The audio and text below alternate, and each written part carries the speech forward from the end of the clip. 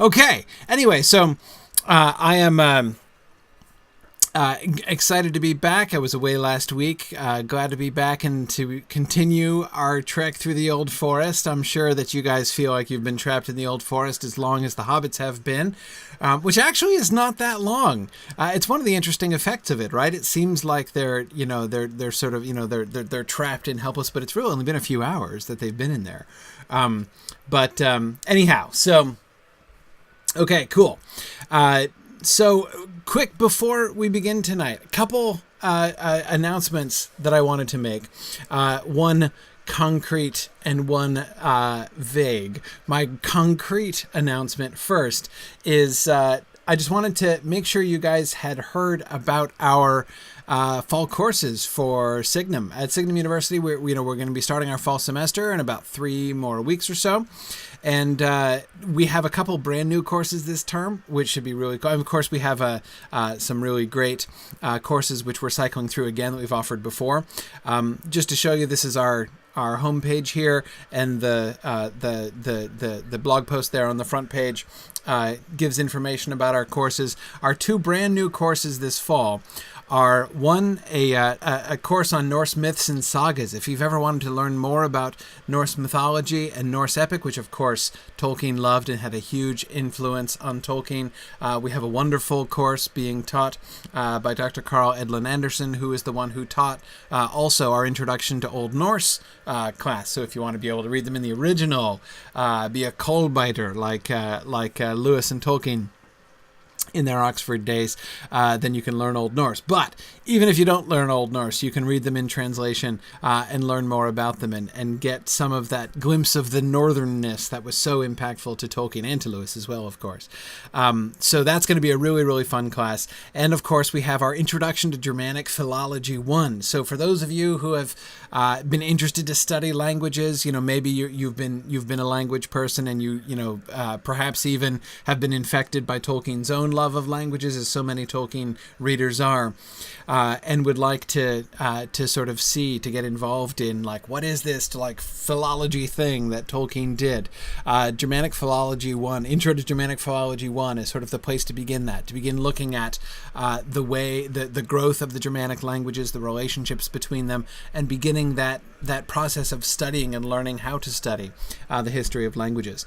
So it'll be really, really neat. Both of those courses are available to people who would like to audit them.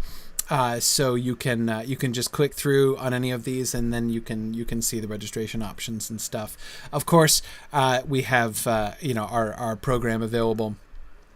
Our master's degree in language and literature, and our certificate programs in Tolkien studies and imaginative lit and Germanic philology for people who want to enroll for credit. So all kinds of options there. Really fun stuff going on this semester. I encourage you to check out. We've got my Chaucer 1 class being offered again this term on Chaucer's early poetry. So if you want to read really one of the most fun and entertaining writers in the history of the English language, Geoffrey Chaucer is my second favorite author ever. It's one of that was such a fun class. And John Garth Tolkien's Wars in Middle Earth. So this is the guy who wrote Tolkien in the Great War, on Tolkien's World War I experience and its relationship to his work. And in that course, Tolkien's Wars in Middle Earth, John Garth digs in to that material much deeper and really begins to show more about not only about Tolkien, but the other members of the TCBS, his childhood sort of group that was such a formative part of Tolkien's life. So anyway, lots of wonderful, wonderful things there. So that's my concrete announcement. Just wanted to draw your attention to the offerings for the fall. I encourage you to if you have questions about our program, browse around on our website here, get in touch with us, ask questions. I really want to encourage you to look into that. So that's my concrete announcement. My second announcement is my vague announcement is I'm really excited about the Mordor expansion in Lord of the Rings Online, which just dropped last week. And I am thinking of creating a high elf character and going and jumping ahead and exploring Mordor, perhaps. So I haven't decided yet exactly what I'm going to do, but I'm thinking of doing a special stream event where I look at the Mordor stuff, because I can't wait. I'm a completionist and I'm moving my characters through, and they're not ready for it yet. But you know what? The high elf class, I have to create a high elf anyway, because I really need to look at that class. So I'm really interested to see what they're doing with the high elves, and to of course go on and explore Mordor and the storylines and the adaptation that they have there. So I'm really interested in doing that. So I think I'm kind of vaguely planning something special here. I'm going to see if I can maybe convince some of the Standing Stone guys to come in and join me for the stream. I'm kind of trying to work on that, so we'll see.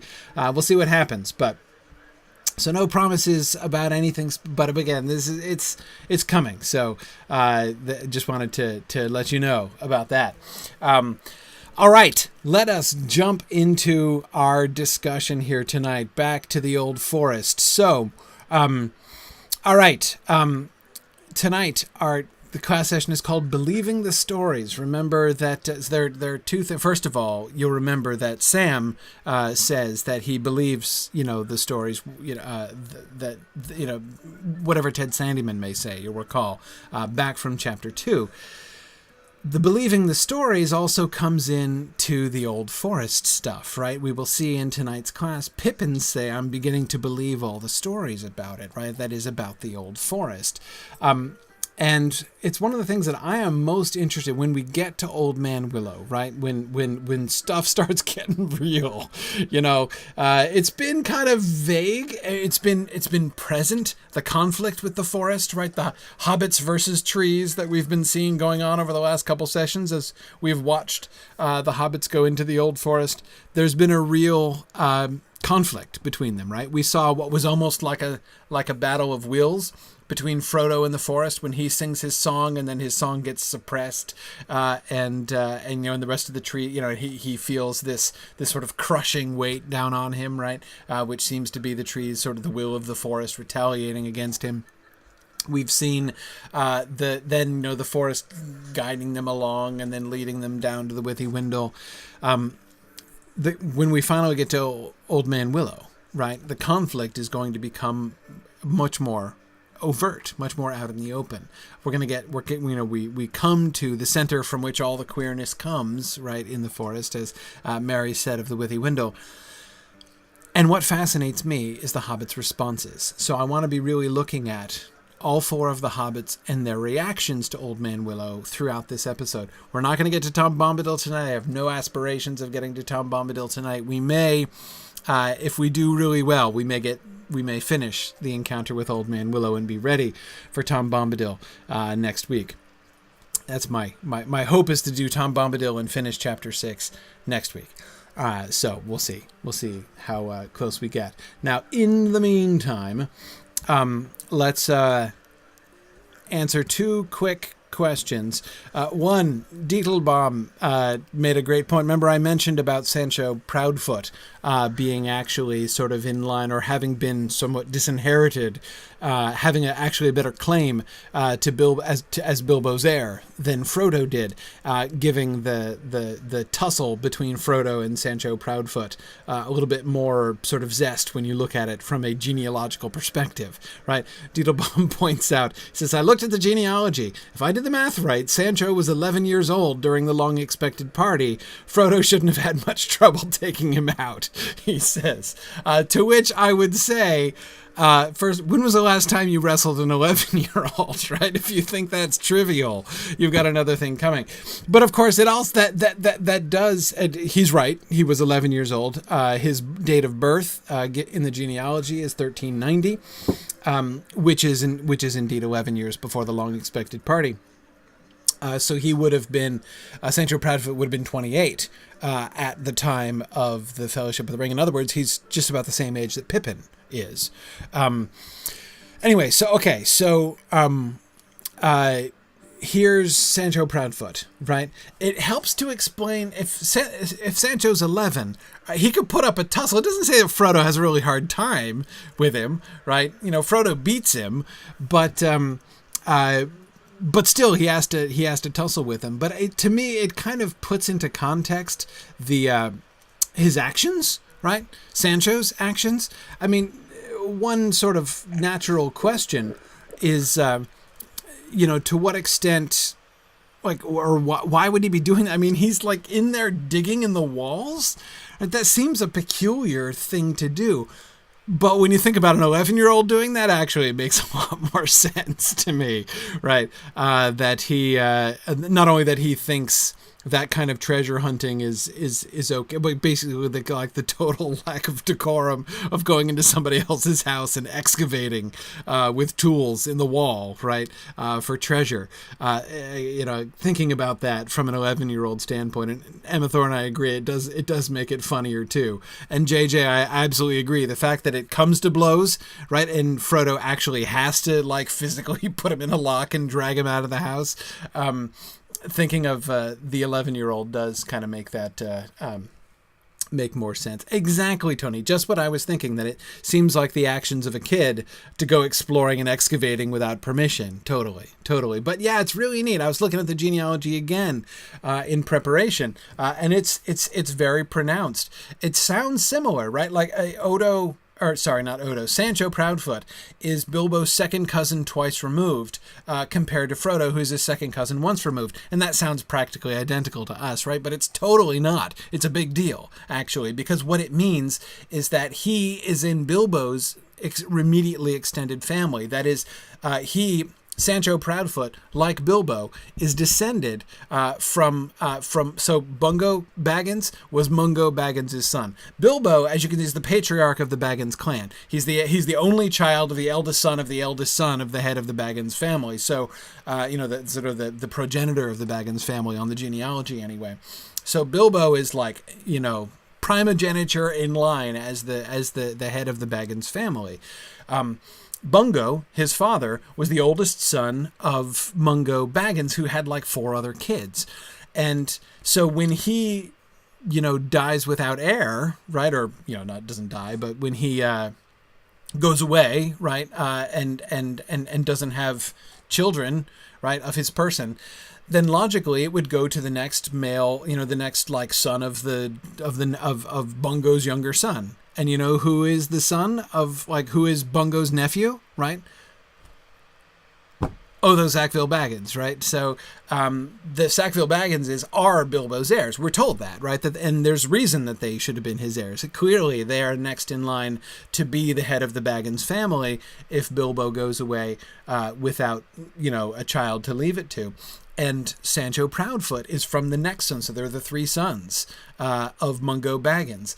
Bungo was the oldest, and he's the father of Bilbo. I'm forgetting the other 2 names of the other 2 sons. But the second son is the father of Otho Sackville Baggins. And the third son is the grandfather of Sancho Proudfoot. So, it actually, and then Frodo is in a completely different family tree, not a completely different family tree, but he's Mungo, Bilbo's grandfather's younger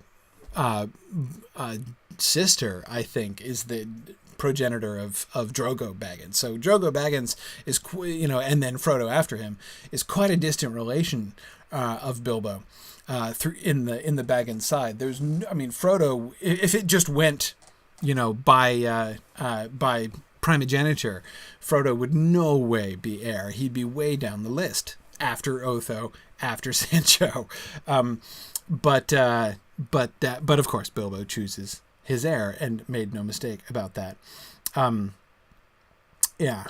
So anyway, cool. Yeah. Yeah, Oakwig, I think that Sancho is his first cousin twice removed. Yeah, did I say that? That's what I meant to say, right? Because he's 2 generations down. Yeah. Yeah, Tony says, do we ever get an explanation for the hyphenated name Sackville Baggins? What I do, I mean, Tony, on the one hand, yes. I mean, again, if you look at the genealogy, you can see that Otho's father married a Sackville. What I don't know, Tony, like a convention that I don't know the reason for, or I can't remember the reason for, is why they would hyphenate it, right? I mean, that seems to happen in some cases, but not at all. It was a male Baggins who married a female Sackville, but their children were hyphenated Sackville Baggins rather than just being Baggins, which seems to happen most of the time. A simple name change. Yeah, Crooked Heart says it seems very Sackville Baggins to refuse to give up her maiden name. Maybe, though. See, that's the thing, Julia, is that Lobelia does. Lobelia was a brace girdle, so she does change her name to Sackville Baggins, right? So it's the next generation up. Otho is a Sackville Baggins. So I don't know if his father changed his name, and I think his father was Largo, right? That sounds right. Yeah. So I'm not really sure the rationale behind the hyphenation. That I just don't get. And yes, JJ, why Sackville Baggins rather than Baggins Sackville? You'd think it would be, right? Yeah, no, I don't know. I mean, I suspect that there is a reason for that, but I don't remember anywhere that Tolkien explained that. But there might be one that I'm forgetting. And yes, Matt, it does make a lot of sense why Otho, Sackville Baggins would insist on seeing the will, right? Because if the will is not done all right and proper, right, with the correct number of signatures and the correct color ink, then if Bilbo were to go away intestate, then Otho is definitely the heir. Yeah. Matt is suggesting the Sackvilles would have had to have been the more prominent family. That seems possible, especially if, I mean, we know that there is the tradition of having like the person or the family which is like the head of the family. So there's the person who is the Baggins, right? Bilbo is the Baggins. I mean, he's the head of the whole Baggins family.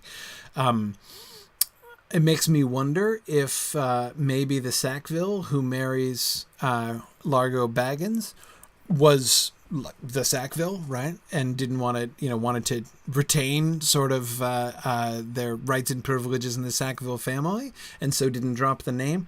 But I'm wildly guessing. I'm kind of making things up here. Yeah. It's funny. Sarah Lagarde says she was at a large family reunion last weekend with numerous generations of first, second, and third cousins, and everyone was impressed that she could keep up with the terminology, and she credits it all to Tolkien's appendices. Sarah, totally the same thing with me. I have my father's family is very clannish in this way, and I know and correspond with many of my second and even third cousins on my father's side. I mean, in fact, it was funny when I was in grad school and living in New York City.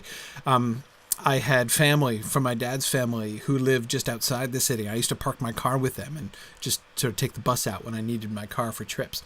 And so people would say, "Hey, so you've got family. Who do you park your car with?" And I'm like, "Oh, my first cousin twice removed, because it's my grandfather's cousin." And nobody could keep it straight. Yeah, absolutely, Sarah. It's totally once you spend some time working out Hobbit family trees, your own family tree becomes easier. Yeah. Anyway, okay, cool. So, all right, I didn't mean to spend this much time on the genealogy, but hey, it's endlessly fascinating to hobbits, right? Okay, next question. This was a really neat observation from Tungle. I've been struck in this reading how many interludes there are where Frodo and the other hobbits encounter scenes that are described in terms of sea voyaging. In Chapter 3, we have the line, "Touched with gold and red, the autumn trees seem to be sailing rootless in a shadowy sea." Remember, that's during their journey when Frodo is looking out. He's about to say, "Will I ever look down into that valley again, I wonder?" Right? In Frodo's dream at the end of chapter 5, eventually he fell into a vague dream in which he seemed to be looking out of a high window over a dark sea of tangled trees. In chapter 6, when the hobbits stop on the Green Hill, they were on an island in a sea of trees, and the horizon was veiled. On the southeastern side, the ground fell steeply, as if the slopes of the hill were continued far down under the trees, like island shores that really are the side of a mountain rising out of deep waters. It strikes me that these form a pattern where Tolkien uses voyages over the sea as a symbol for the journey of the hobbits. In terms of the Green Hill interlude, is there a hint of Ulmo here? We can see that the hobbits are described as being on an island in the sea, perhaps like the fairy island of Ulmo. In the chapter 3 quote, we have the shadowy sea, which is the phrase that Tolkien uses in the Silmarillion to refer to the sea around Valinor after the exile of the Noldor. It seems that we are repeatedly prompted with symbolism relating the journey of the hobbits with the sailing to Valinor. And then this is a sort of critfic question. We know that Tolkien wanted to publish the Silmarillion alongside the Lord of the Rings, but wasn't able to. Do you think that passages like these relating the hobbits' journey to the older legends was one of his ways of getting them subtly into the Lord of the Rings? Great question. Okay, so first of all, love the observation. I would say first let's kind of look at what kind of pattern can we see here, right? How is sort of the sea imagery being used? And one thing that I think that you can see that we can see as a pattern with all of these things, right? The sea is used as a metaphor when Tolkien is describing, in this case, in all three cases, it's forests, right? It's bodies of trees, and in all three cases, bodies of trees seen from above, right? Down in the valley in chapter 3, from the top of a tower in his dream in chapter 5, and then from the top of the bald hill in chapter 6. So those are all very parallel situations, but it's something that's sort of great, not quite uniform, right, in motion, but sort of amorphous and also kind of mysterious, right? Like when you're seeing it as a sort of a landscape that doesn't look quite like a landscape, right? It looks like a seascape.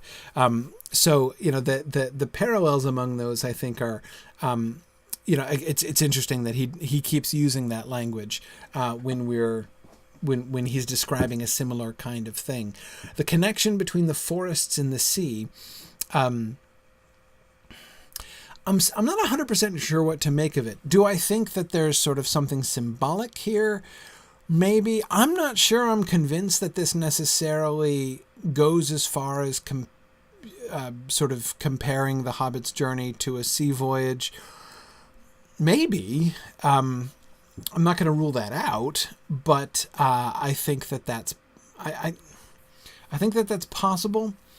But I would say, at least so far, thinking of these three, to me it says more about the nature of the countryside and specifically the nature of the forest. The comparison seems to me between forests and the sea in general. And to me, the most revealing one of those things is that last one, the one that we looked at last week from the Bald Hill, right? Because there we get not only an idea of the superficial look, the look over the surface, right? Looking down from a height over the top of a forest and the sort of undulating and moving and waving and rippling surface of a forest, right? Which looks, which looks like the sea. But in that third comparison in chapter 6, we get the idea of plunging down underneath it, right? The fact that surface, that the reminder that surface, like the surface of the sea, right, is only the very top layer, and that there's this entire world, right, underneath it. Because, of course, only in the third one are they about to plunge down, and go underwater, essentially, into that realm. And yeah, Matt, I agree. Seas and forests are untamed places, both of them. There is something wild, and I said mysterious before. I think there's something there too, that it's it's the unknown. The question that I had, Tungal, that your question really kind of made me think about was, okay, how does this, what light does this shine, or how does this make us think of the whole status of the sea, really, in Tolkien's imagination, if you see what I mean by that? That is to say, we know that the sea is a big deal, right? But what exactly does it stand for? Or to ask the question another way, that sounds less English teachery. When people in Middle-earth long for the sea, what are they longing for exactly? Right? I mean, like the experience of being on a boat, right? There's more to it than that. Obviously, there's more to it than that. What is it? Is the sea like a mountain you need to climb, right? Is it crossing the sea? Is it seeing what's on the other side of the sea? Is it what? What is it exactly? What do you long for exactly when you're longing for the sea? Is it the ocean itself? The ocean-going experience? Is it a escape from the weariness of the world? Says the now, how do you pronounce that? Is it Countess of Ole? Ole? I like that. The Countess of Ole. I don't know if that Ole. Okay, Ole works too. Ole is more fun, though, you have to admit. Anyway, there is certainly an other world element, right, to the sea. And that's important. I definitely think that that's important. But I don't know. Tamara says, I always thought it was longing for Valinor. In many cases, yes. Like the sea longing is a sort of, well, not exactly a metaphor. What would it be? Synecdoche? Metonymy? I'm not sure which it is, actually. But, it's the longing for the thing that's on the other side of the ocean. Hey, Adain. But that's clearly not it for everybody, right? There are many people who long for just long for the sea, right? And the longing that is stirred up by the call of Ulmo, by the horns of Ulmo, is not the longing for Valinor, right? It's different. I mean, it may get connected to it, but it's clearly not exactly the same. Julia, I agree. Sailing on the sea and entering the forest are both a sort of entering into fairy, right? Well, I mean, think about the status of the forest in fairy tales, right? I mean, the deep forest. I mean, that's a fairy frontier in so many fairy tales, and so the ocean is kind of parallel to that, definitely.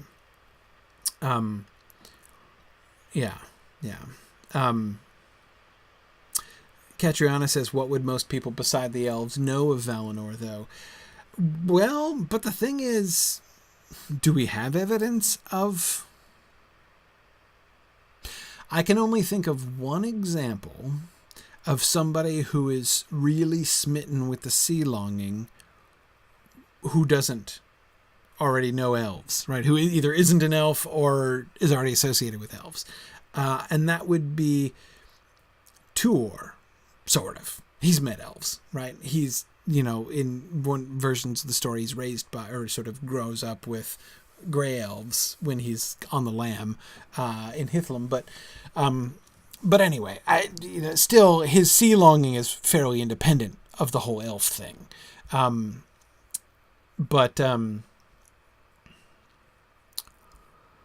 Anyway, I don't know. So it's something worth looking at, and Tungo, I'll certainly will keep watching for that pattern of imagery. Look for those sea comparisons. But Tungo, to get to your specific question there at the end,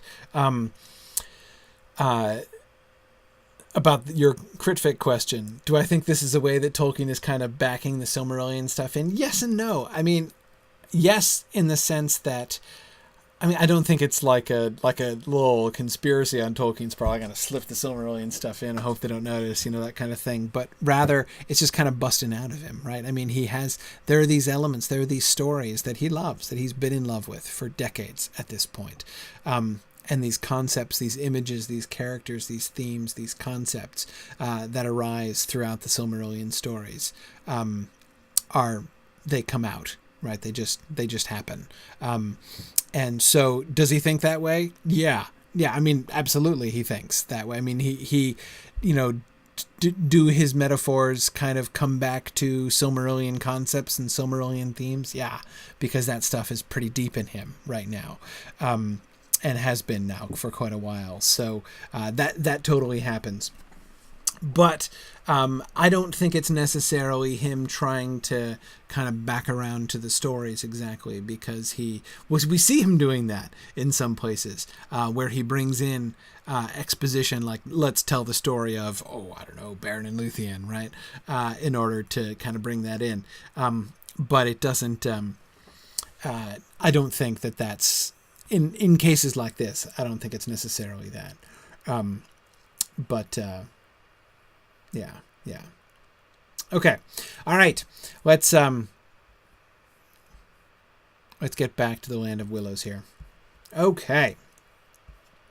Very good. All right. So we were just the trees had entrapped them, right? Remember they've been led along on paths. Now Jonathan, you had asked a long question on the forum about the paths and the making of paths. We're going to talk about that. I didn't put that one in the notes and queries, but we're going to talk about that some today. Just to review, I feel fairly confident that the paths they have been following through the trees have been made by the trees, right? Including the one that leads them to the Bald Hill. As I was arguing last week, I think they're being taunted by the Bald Hill. Their going up on the Bald Hill is not their escaping from the trees. They feel that way, right? They feel like, we've been liberated. But you remember, even the view from that hill is strategically restricted. They can't see up to the north where they want to go. And what they do see is deliberately misleading. And that's in the end what leads them down the merry path to the Withywindle that they end up being trapped on. So I think all the paths, and when Mary talks about something makes paths, what makes paths? The trees make paths. So I'm convinced that all the paths they have been following so far have been tree-made paths through the old forest. But we will get to, I think, another example here pretty soon. All right, so what happens when we get down there? After stumbling along for some way along the stream, they came quite suddenly out of the gloom. As if through a gate, they saw the sunlight before them. Coming to the opening, they found that they had made their way down through a cleft in a high steep bank, almost a cliff. At its feet was a wide space of grass and reeds, and in the distance could be glimpsed another bank almost as steep. A golden afternoon of late sunshine lay warm and drowsy upon the hidden land between. In the midst of it, there wound lazily a dark river of brown water, bordered with ancient willows, arched over with willows, blocked with fallen willows, and flecked with thousands of faded willow leaves. The air was thick with them, fluttering yellow from the branches, for there was a warm and gentle breeze blowing softly in the valley, and the reeds were rustling, and the willow boughs were creaking. "Well, now I have at least some notion of where we are," said Mary. "We have come almost in the opposite direction to which we intended. This is the River Withywindle. I will go on and explore." Okay, so, first of all, you gotta love Mary here, right? We talked about Mary and Mary's leadership last time, right? Notice Mary's still on the face of it, right? He's still trying to put a good face on it, right? He's still doing the puddle glum thing.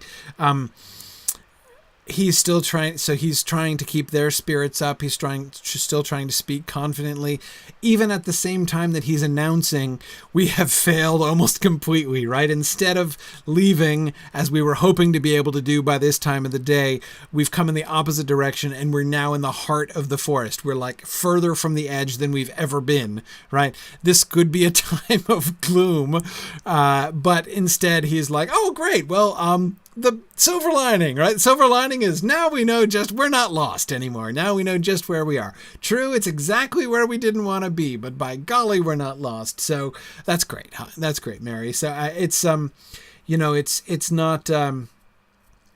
It's not good news, but anyway, it's still fun to see Mary trying to keep up his end there. So look at the rest of it, though. I really love the description of this valley. Notice the privacy of it. Look at the description, right? So they've come down this gully, right, from which they can't escape. So they were going down and out of these ruts, right, that were made maybe by old roads, maybe by streams, and anyway, so they got down to the one they couldn't climb out of, and so they ended up having to follow it all the way down to the Withy Windle. So they've been in this cleft, and they come out, and it's like a gateway. Notice the gateway, the doorway imagery here, right? They come through this break in a cliff, which is almost arched over with trees, right? As if through a gate they come out into the sunlight. It's like they've been released. They're free. They've been set free, having been entrapped by the forest. Except it's not freedom, right? It's actually more like this is not a doorway out. This is a doorway in, right? Because, of course, you see on the other side, there's also a high, steep bank, almost a cliff, right? That's where they came from. Right? Coming to the opening, they found they had made their way down through a cleft, almost a cliff. And then there's a wide space of grass and reeds, and in the distance, another bank almost as steep. So the river is in this steep valley. Now, it's not like hundreds of feet high, right? But it's certainly higher than they can get out, especially with their ponies. So they're trapped here in this valley, but it's an attractive trap, right? It's open and clear, a wide space of grass and reeds, right? Nothing but them and dozens of willow trees, right? And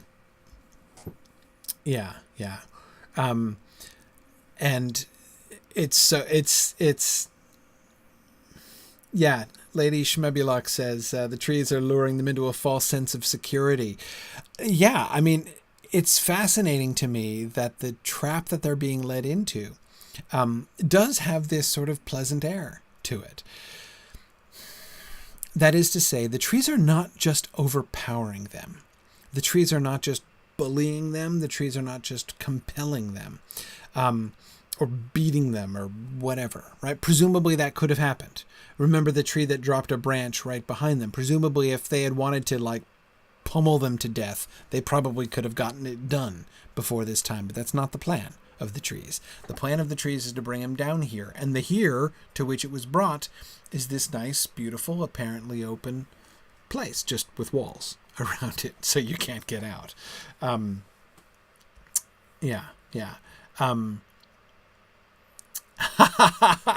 Very nice.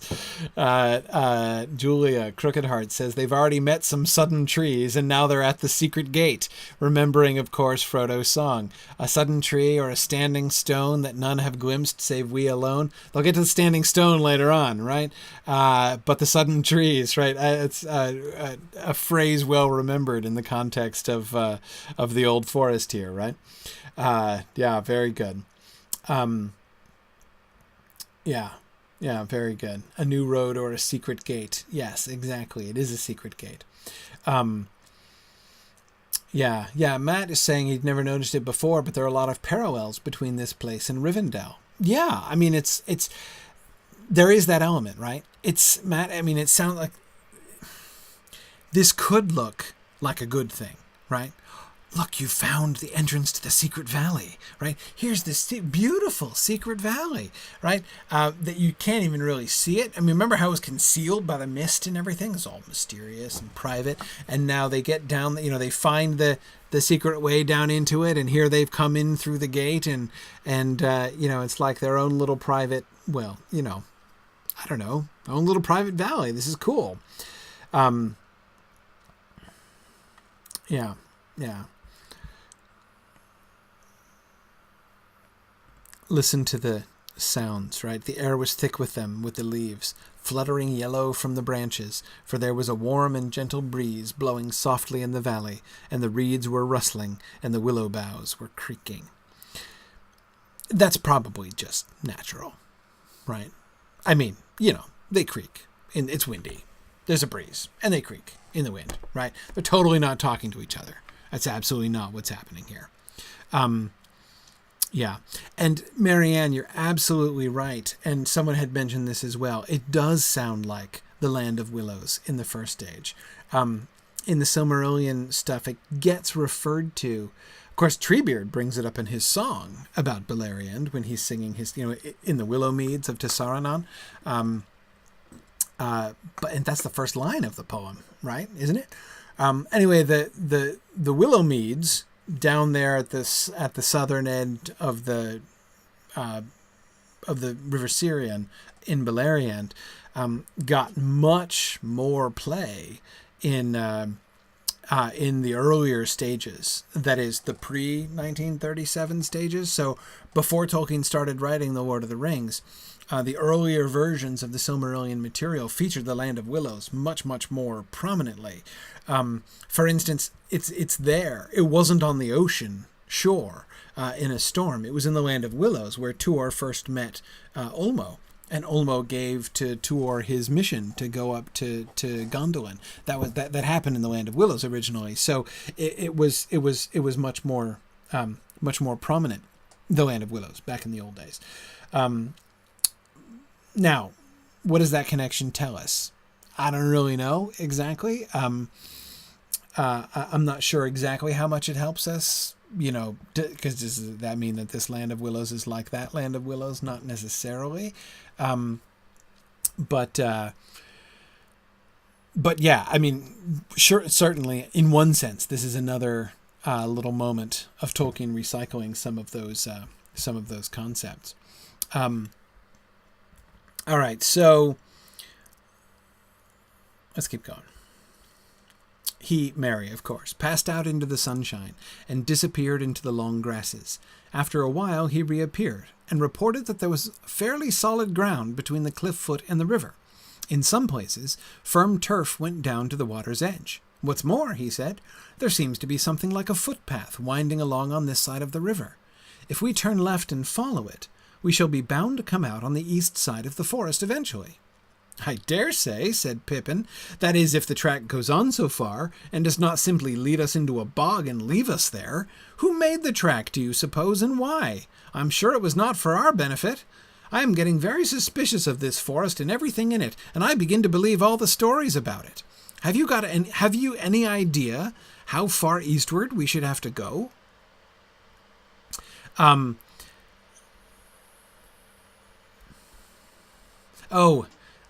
People were asking about willows creaking.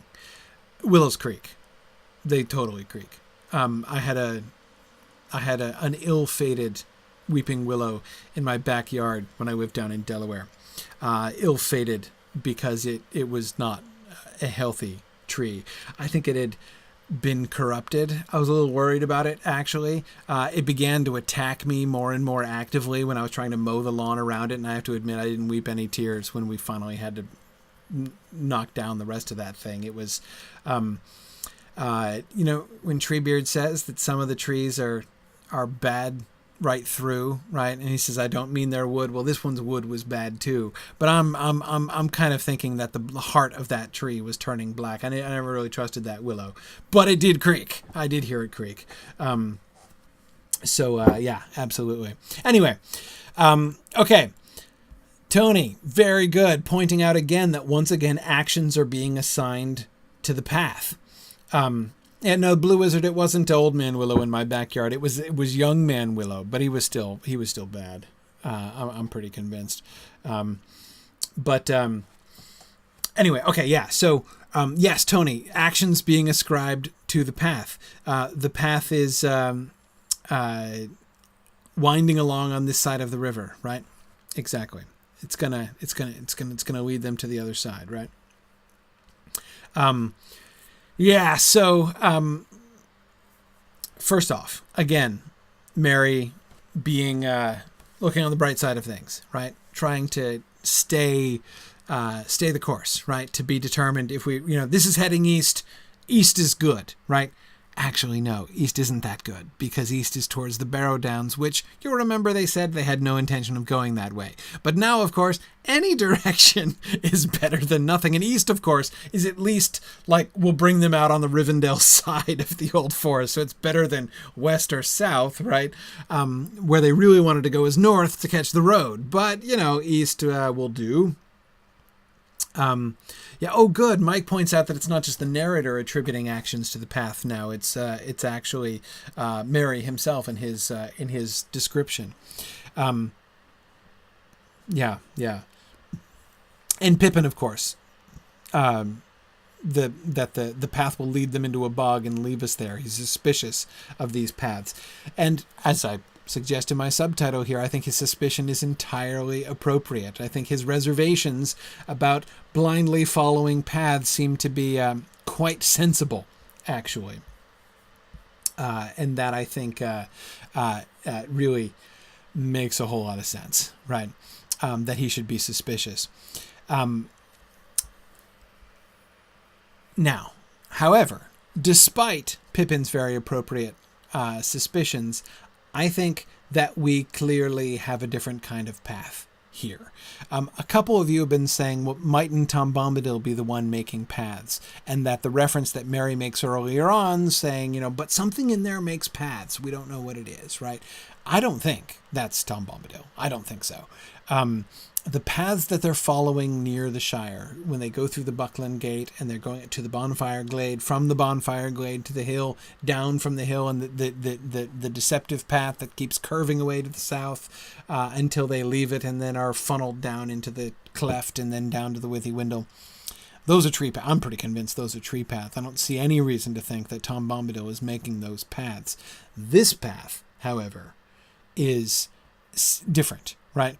It's a footpath. It's a footpath through open grassland. So unless the trees are like getting up and walking on this path continually, it's not the trees, right? This is not a path, the kind of forest path that's just made by gaps between trees, right? Which is what they were doing before. This is a path through the grass, clearly by something with feet, right? Hence why it's called a footpath. I definitely think that this is, the evidence is going to suggest this is a Tom Bombadil path, right? But Pippin's suspicions. Who made the track, do you suppose, and why? Right? Okay, so something made a path. Great. Wonderful. We can use that to get to the east? Yeah, well, maybe. But can we think about what are we going to meet on this path? Right? What could possibly come here often enough to make a path? Right?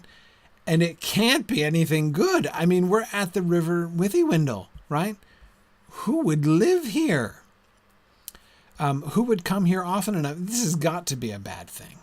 Now, he's not right about that. But his thinking is not bad, right? I think he's his reaction is very sensible. I'm getting very suspicious of this forest and everything in it, and I begin to believe all the stories about it. Pippin seemed fairly skeptical at the beginning. Is it only the trees that are dangerous, right? Which sort of suggested that he wasn't really taking the danger from the trees very seriously at the beginning, right? But yeah, good logic, bad conclusion, Lincoln, I think is exactly what we see here.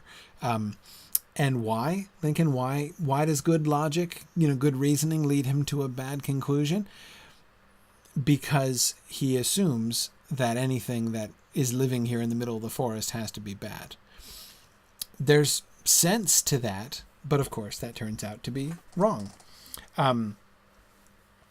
And yes, Singing Fox, I agree. There is something ironic in the fact that the first time that they get suspicious about a path, it turns out to be they turn out to be wrong about that. But of course, they don't have too many options. So he's just, asked, do you have any idea how far we have to go? No, said Mary, I haven't. I don't know in the least how far down the withy window we are, or who could possibly come here often enough to make a path along it. But there is no other way out that I can see or think of. So, remember how dismissive Mary was about, like wolves and goblins that Fatty's nurse used to tell him about? He was quite dismissive about that. But that's kind of all they've got. And I think when Pippin says, I'm beginning to believe all the stories about it, I think that's what he's referring to, right? Can we go back to Fatty's nurse, right? Okay, so you said that Fatty's nurse told him these stories and that they were not true. But, maybe they are. I could imagine goblins coming through here. There being nothing else for it, they filed out, and Mary led them to the path that he had discovered. Everywhere the reeds and grasses were lush and tall, in places far above their heads, but once found, the path was easy to follow, as it turned and twisted, picking out the sounder ground among the bogs and pools. See, Tony, look at that, right? The path is picking out the sounder ground. It's making choices, right? Here and there it passed over the rills, running down gullies into the withy window out of the higher forest lands, and at these points there were tree trunks or bundles of brushwood laid carefully across. And I agree, a couple of you had been mentioning this. I completely agree that the fact that there are fallen logs being used as little bridges across places where the path crosses water, I think proves this is not a tree path, right? This is clearly from somebody else. And we're going to see Tom skipping his way down this very path in a very short while. So I think it's very clearly a Tom Bombadil path. But again, see, I think we notice how we're being shown differences. This path is different from the other paths that we were seeing. And this is the clearest difference that we have seen, I think.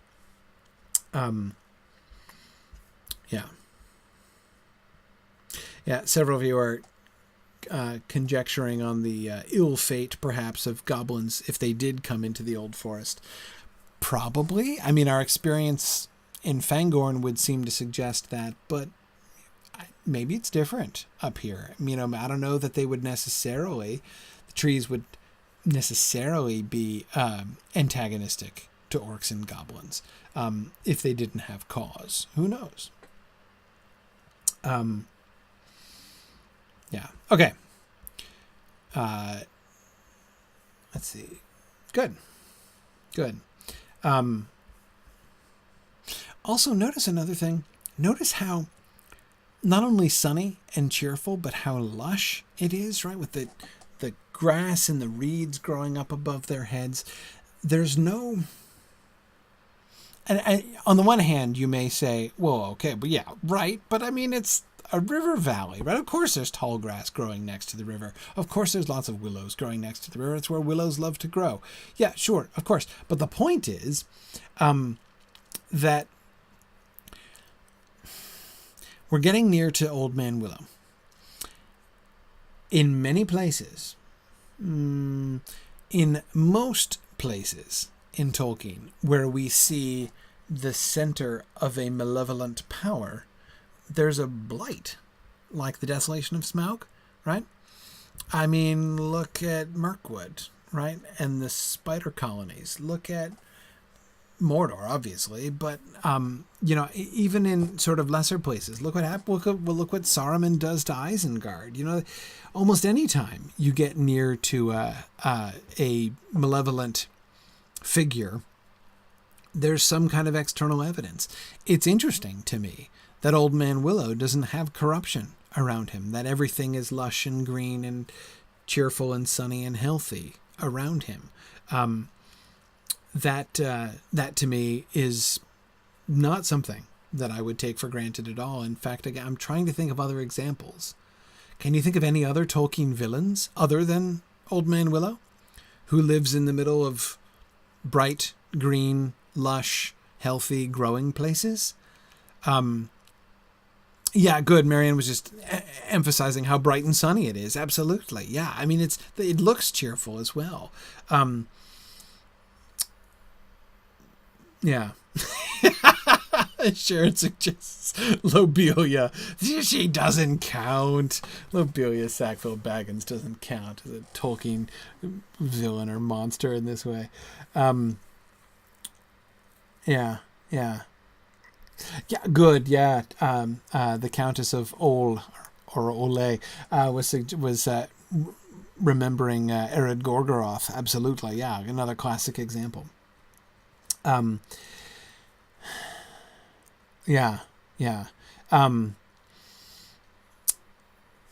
the Countess is suggesting, that this is perhaps an indication that Old Man Willow isn't evil. Instead, very protective and misguided.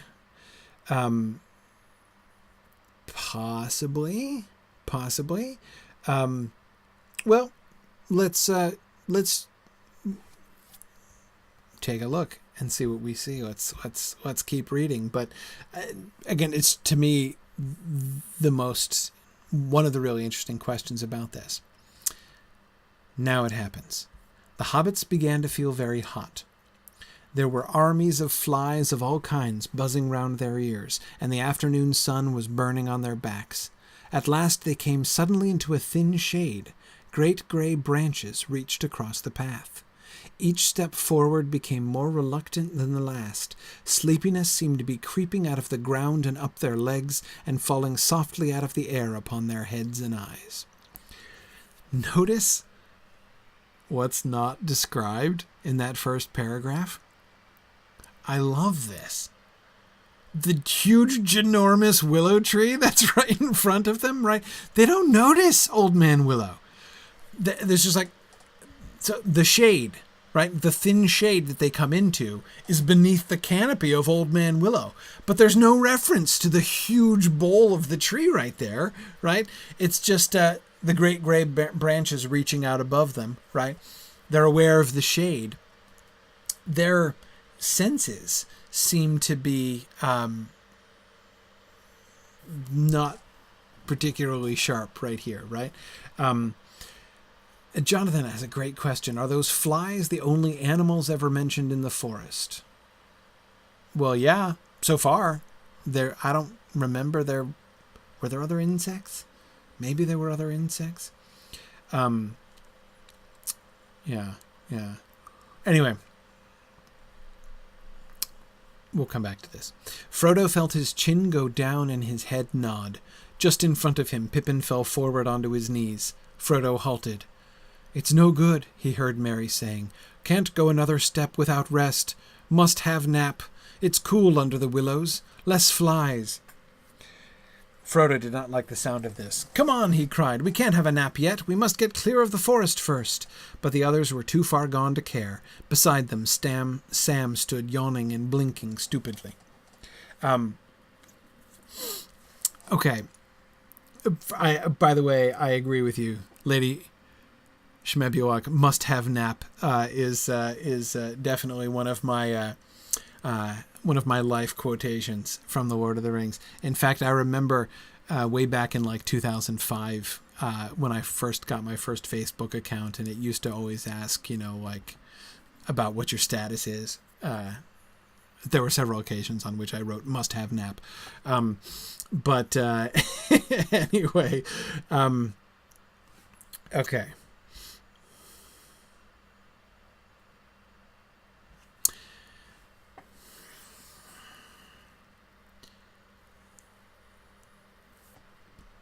Yeah, Amathorn. Their power bar is totally being sapped like Old Man Willow in the game. I love the in-game interpretation of Old Man Willow, actually, in that way.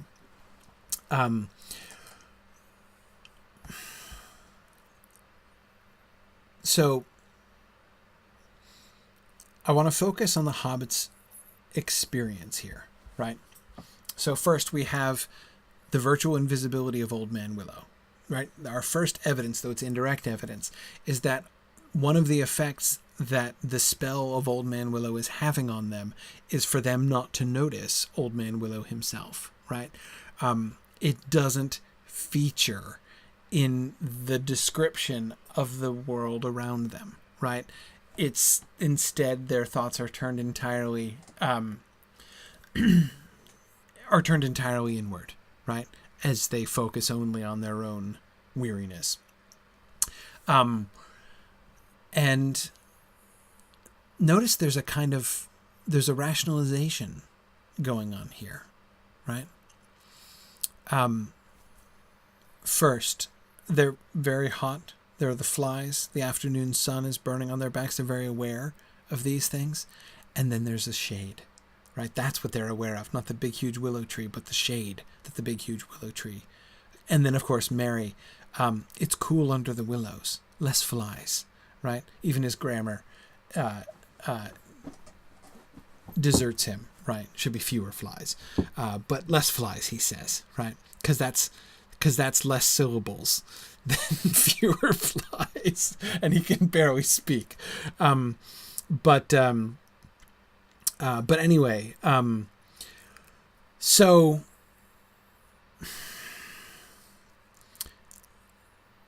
again, I'm wanting to focus on the experience of the hobbits, right?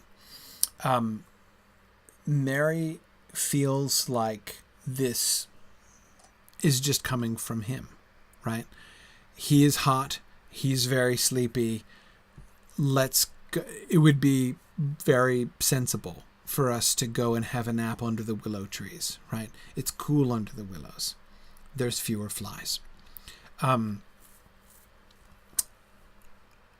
Yeah. And that's interesting to me because that kind of rationalization is kind of like the effect that the ring has on people's minds. They are under the influence of the song of Old Man Willow. What does the song of Old Man Willow do? It's obviously bringing weariness, right? That sleepiness which is creeping out of the ground and up their legs and falling softly out of the air upon their heads and eyes. I love that description. Yeah. But notice what happens immediately afterwards, right? Mary seems totally oblivious to what's happening. Mary's reaction seems to be the reaction of one who is completely under the influence of the spell. But then we get Frodo, who is not fully under its influence. Suddenly Frodo himself felt sleep overwhelming him. His head swam. There now seemed hardly a sound in the air. The flies had stopped buzzing. Only a gentle noise on the edge of hearing, a soft fluttering, as of a song half-whispered, seemed to stir in the boughs above. Only a gentle noise on the edge of hearing, a soft fluttering, as of a song half-whispered, seemed to stir in the boughs above. Now, so Frodo can hear something, but he doesn't say, the willow tree is singing a song of power, right? That's not what he says. He hears a faint sound, which could be just the whispering of the willow leaves. Willows do make very gentle, quiet sounds because their branches are so thin and wave in the wind, and their leaves are so tiny, right? They don't make a heavy rustling. They do make this very faint whispering sound, and it's still a simile, right? A soft fluttering as of a song, half-whispered, right? So it reminds him of a half-whispered song, but that doesn't mean that that's necessarily how he's processing it. He's still seems to be more aware, right? Mary just thinks this is totally spontaneous. I spontaneously feel tired. I am hot and tired. There is shade under the willows. Let's go there. We'll escape the flies and have a rest, right? Frodo, it's just on the edge of hearing, right? He can almost hear the song. He uses the simile, right? Like it reminds him of singing, but he's not like, wait, the willow is singing, right? He lifted his heavy eyes and saw leaning over him a huge willow tree, old and hoary. This is the first reference, right? He sees it. That also is something that Mary, even Mary's words, right? Remember, Mary said, it's cool under the willows, plural, right? Just like vaguely under the trees. He doesn't talk about the big, huge, enormous willow tree that he's going to sit under. Frodo sees it, distinguishes it. The huge willow tree, old and hoary, enormous it looked, its sprawling branches going up like reaching arms with many long-fingered hands, its knotted and twisting trunk gaping in wide fissures that creaked faintly as the boughs moved. And that's totally normal. Totally normal for willow trees to look like that. But at least he notices it. Again, he doesn't seem to think much of it, right? That is, he's not alarmed by this, but at least he does perceive it. So he hears the song, but he can't really tell what it is. He sees the willow tree, but he's not really terrified by it or anything. And then the leaves fluttering against the bright sky dazzled him, and he toppled over, lying where he fell upon the grass. So he gets just dropped, right? Frodo is overpowered by the song of the Willow Man. So he came closer than Merry, right? To resisting it, even to perceiving it, right? Where Merry didn't seem to perceive it. Merry and Pippin dragged themselves forward and lay down with their backs to the willow trunk. Behind them, the great cracks gaped wide to receive them as the tree swayed and creaked. They looked up at the gray and yellow leaves, moving softly against the light and singing. They shut their eyes, and then it seemed that they could almost hear words, cool words, saying something about water and sleep. They gave themselves up to the spell and fell fast asleep at the foot of the great grey willow. They hear words, right? But they're already mostly dreaming, right? They're mostly asleep when they get to that point.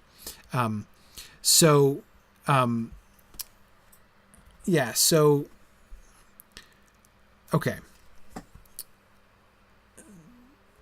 We don't see them resisting like Frodo. We don't even see them perceiving exactly in the way that Frodo does, perceiving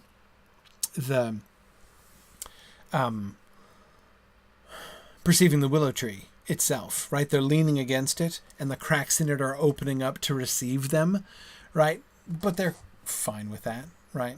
They look up, but they can almost hear the words, right?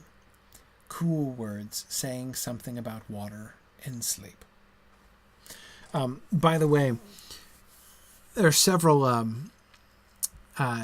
Jacob was just posting a painting, an image of Old Man Willow. I dislike pictures of Old Man Willow that have human features. Sometimes they make it like the image that you were just posting there. It's a cool image, but it gives him a face, gives him like a nose and big old mouth, right? I don't like that. He should look like a tree. He doesn't have human features. He doesn't even have just one mouth, right? Anyway.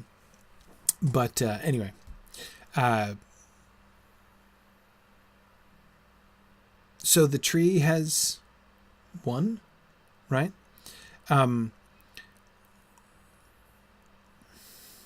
Yeah. Alia Eru says it is interesting how Old Man Willow's means of attack is subjecting the hobbits to the temptation of oblivion, right? Just to give themselves up. They do submit their own wills to the tree, right? Here's my question, though. What's Old Man Willow's plan? What's he doing? What is he gaining? Is he going to eat them? Is he going to digest them? Is that what's happening? Are they food for him? I mean, it's possible, man-eating trees, right? Is he just going to kill them? Why does he ingest the hobbits? Is he going to imprison them? Just keep them locked up? I don't know. I'm not really sure. I agree. Quantiel and the Countess are saying, I think he views them as intruders. He's doing this to get rid of them. Sure, no, but my point is there are lots of ways to do that, right? I mean, he could be beating them on the head, right? He could rip them to pieces. He could kill them lots of ways. But he doesn't just kill them. He takes them in. He imprisons them. Pippin is completely inside, right?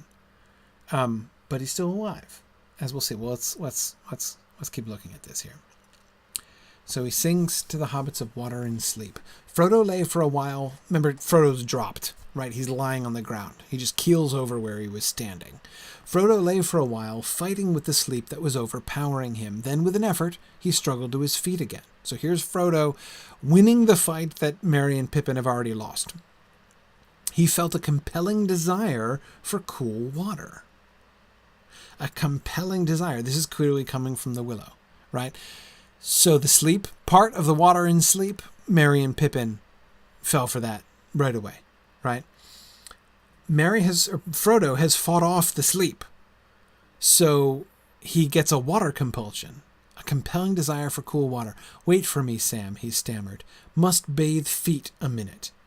Must bathe feet a minute? Seriously? That's your plan, Frodo, to bathe your feet? Now, look, I'm not against foot bathing. I think that's great. But it's a little odd, isn't it? Doesn't that seem strange? I mean, it's a little tree-ish, actually. Like, I'm going to go dip my feet in the water. I have a theory. I have a theory about this. He feels a compulsion. I have to believe, under the circumstances, as they're under the power of the willow and the willow tree's enchantment here, I think it's pretty clear that he is, it's Old Man Willow that is compelling this thought of water, especially since it was water in sleep that he was just singing of. So the compulsion seems to come from Old Man Willow. Why would the compulsion take the form of, I must dip my feet in the water? And I think the answer is, he's drinking. That is to say, like, it's a compulsion to drink. Like, don't you want to sleep? Don't you want to drink water? Right?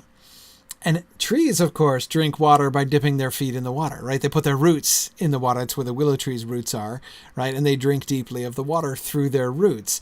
I think that theory is that the compulsion to put his feet in the water is a compulsion on the part of somebody who doesn't understand how hobbits drink, right? It would never occur to the willow tree to be like, go dip your face in the water or bring water up to your face, right? Why would it do that, right? You put your feet in the water, obviously, right? So there's a way in which, again, my theory, a way in which Frodo is kind of thinking tree-ish thoughts here, right? Is kind of thinking like a willow tree. Instead of like a hobbit anymore. Half in a dream, he wandered forward to the riverward side of the tree, where great winding roots grew out into the stream. See, just like that. Like gnarled dragonets straining down to drink. He straddled one of these and paddled his hot feet in the cool brown water, and there he too suddenly fell asleep with his back against the tree. Why? Because he's given into the spell too. Just like Merry and Pippin did. Merry and Pippin just gave into the sleep part. He gave into the water part. He went down and he's doing the water thing, right? He's put his feet in the water, and then he immediately falls under the spell and falls asleep. Then our hero, Sam, sat down and scratched his head and yawned like a cavern. He was worried. The afternoon was getting late, and he thought this sudden sleepiness uncanny. There's more behind this than sun and warm air, he muttered to himself. Now, Frodo seemed almost aware that there was something else behind it, but he never really seemed aware of it. Merry and Pippin hear a cool voice speaking cool words to them, right? But they're not really aware. They surrender their wills to it. Sam finds this uncanny, right? There's more behind this than sun and warm air. This is an unnatural sleepiness, right? I don't like this great big tree. He can see it, right? Just like Frodo did. Frodo saw it, but didn't react to it. he saw this old, hoary, enormous willow, but we didn't see any response from Frodo.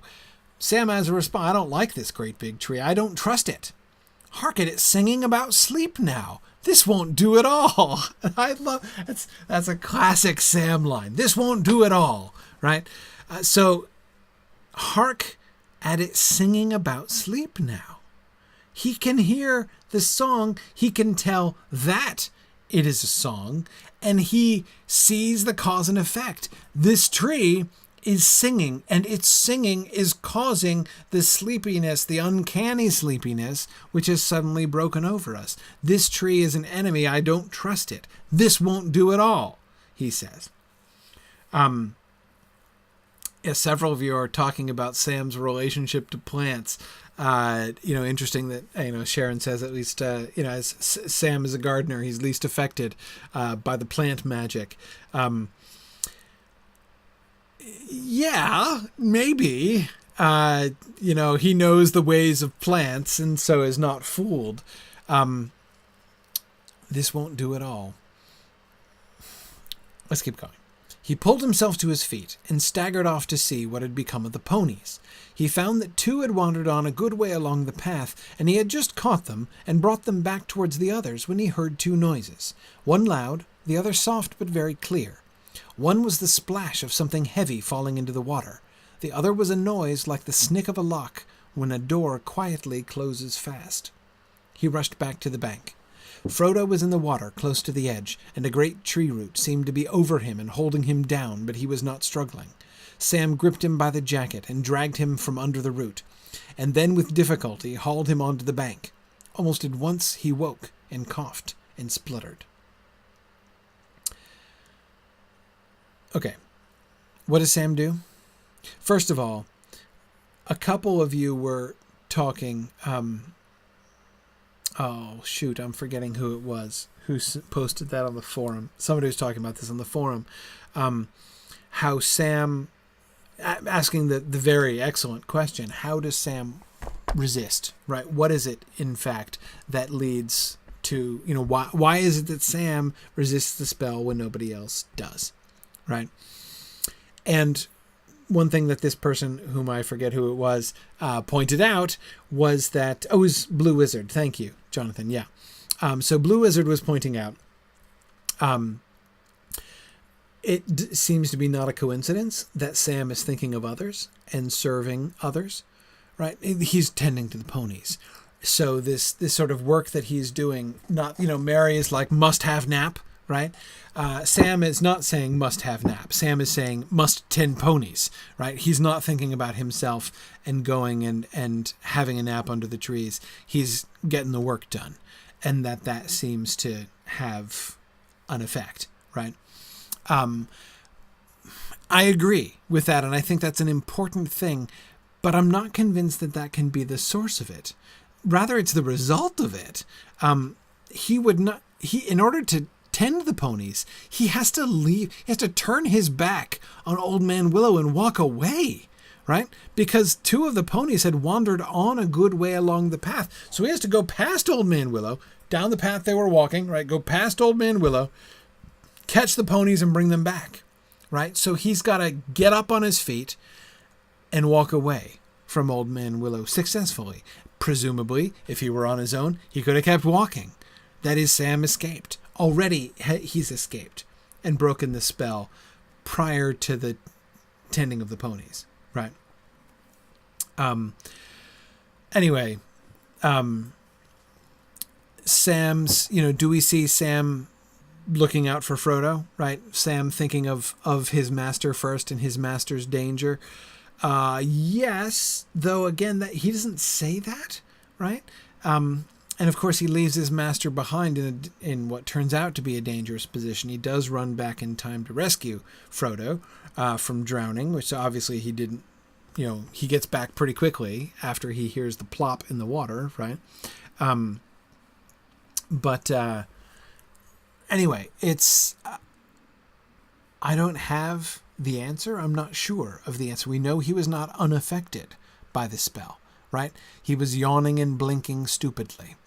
Right? meaning he was half asleep on his feet, and then he sits down on the ground, just like Frodo keels over, Sam sits, right? But he breaks out of it. So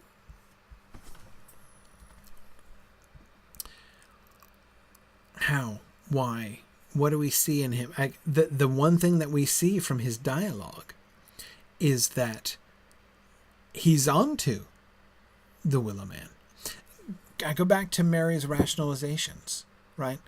Mary felt that all those impulses were coming from him. Frodo was half aware of the compulsion, but he didn't, when he felt this compelling need to get to the water, he wasn't thinking this is coming from the, he's like, I have to bathe my feet. I have the impulse to bathe my feet, and it's very, very strong, right?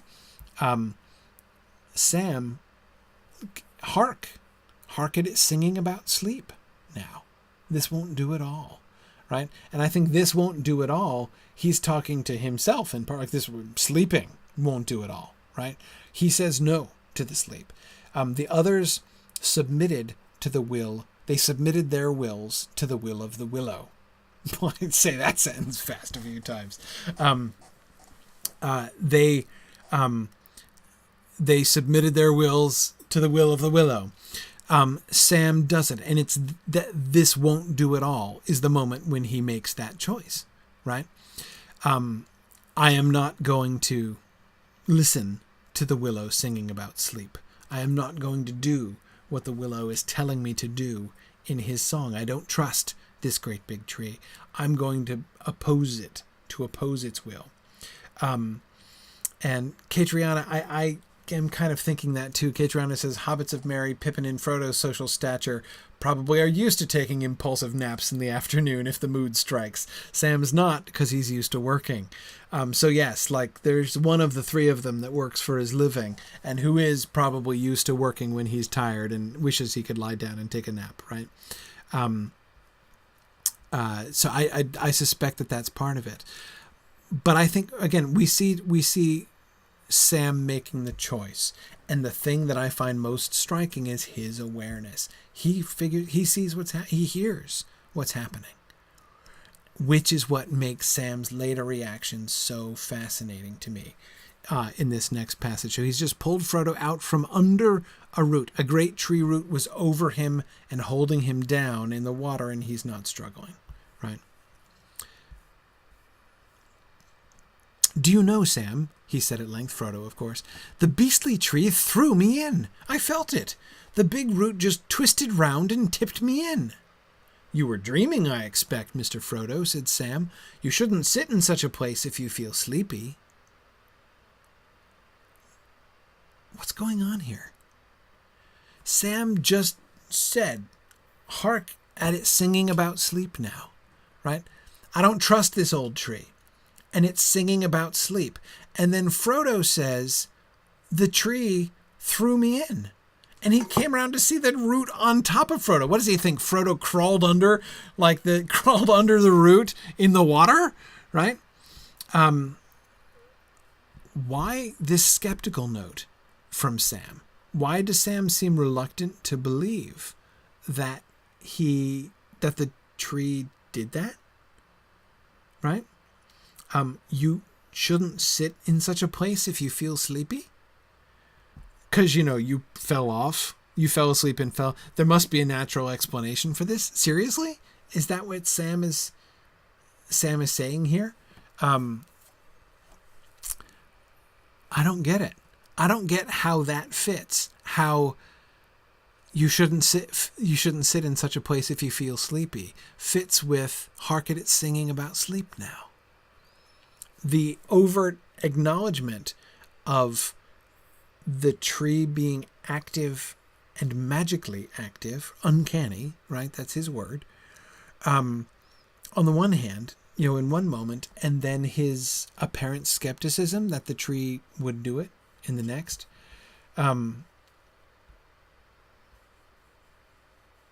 What about the others? Frodo asked. I wonder what sort of dreams they're having. They went round to the other side of the tree, and then Sam understood the click that he had heard. Pippin had vanished. The crack by which he had laid himself had closed together, so that not a chink could be seen. Merry was trapped. Another crack had closed about his waist. His legs lay outside, but the rest of him was inside a dark opening, the edges of which gripped like a pair of pincers.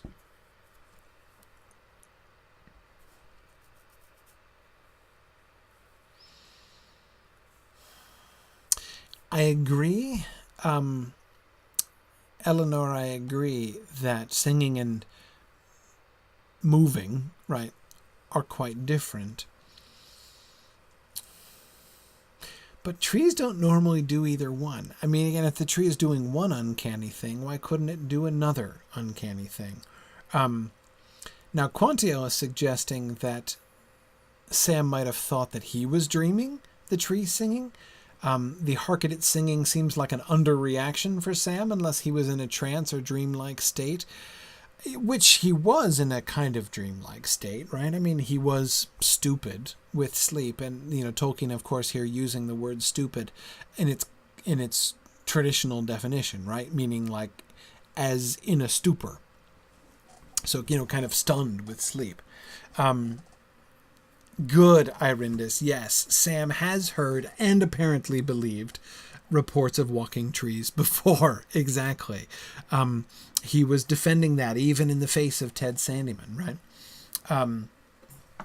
So he believes the old stories, whatever Ted Sandyman may say. He perceived that the tree was singing.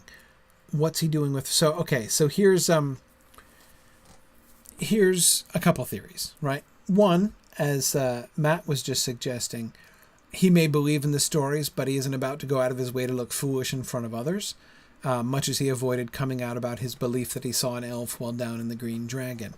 Yeah, so Matt, good. Theory number one. So how can we reconcile these two things? Theory number one, he does believe. He's not actually skeptical here, but he is unwilling to say so, right? So he kind of plays it skeptical. I'm not sure I can believe that, though. I'm sure I can buy that theory because Frodo himself has just said the big root twisted round and tipped me in, right? So he's not attesting his belief in uncanny things in the face of people who are disbelieving, right? He is... Frodo, so he's resisting. Frodo has just said the tree just tipped me in. Sam could totally be like, and he was singing. I heard him singing, right? This tree. They seem to be on the same wavelength there. Yeah. Okay. Another possibility. Lincoln suggests the possibility that he doesn't really believe in either case, that the first time he's speaking metaphorically, Sam is, when he says, hark at it singing about sleep now. He doesn't really believe that it's actually singing. He's just sort of, that's just the metaphor that he's using to describe this like impulse to sleepiness that is associated with the sound of the willow. But I'm not sure Lincoln I can buy that either. And the reason I can't buy that is he has just observed the uncanniness of the sleepiness. There's more behind this, he says, than sun and warm air, right? He does not believe that there is a natural explanation for their sleepiness. And then he says, hark at it singing about sleep now. It is uncanny. It is unnatural, right? It's not due to natural cause. It's not merely attributable to natural causes. And the willow tree is singing about sleep, right? The willow tree is this. I don't trust that tree. I don't like it. I don't trust it. It is the call. It is the source of the uncanniness. So I have a hard time believing that he does seem to believe, at least believe something, right, about the willow tree there at the beginning. So I can't believe that he is skeptical in both cases either. So, another theory. Again, how to reconcile these two things. Tony's theory. I think he doesn't want to frighten or panic Frodo by joining in. That seems quite oh, yeah, no, don't worry about that, Mr. Frodo, right? I'm sure you were not just like a tree didn't just attempt to murder you, right? Because that would be really scary, and then we would all be in trouble, right? So is this Sam, in other words, taking a sort of a leadership role with Frodo, right? He doesn't want to worry Mr. Frodo, so he's going to suppress his knowledge of the uncanniness, his recognition of the uncanniness of the whole situation, the fact that this tree, which he didn't trust, almost certainly would have, right? So let's just downplay this and move on, right? That I could buy. Yeah, I guess Julia says, no trees murdering folks here. No, nothing to worry about. Let's just move along. Yeah, Gravity says, or possibly the kind of lie one tells themselves about real dangers. Yes, it might not just be self-sacrificially thinking of Frodo. He might be trying to convince himself as well that there's nothing to be afraid of. That seems possible.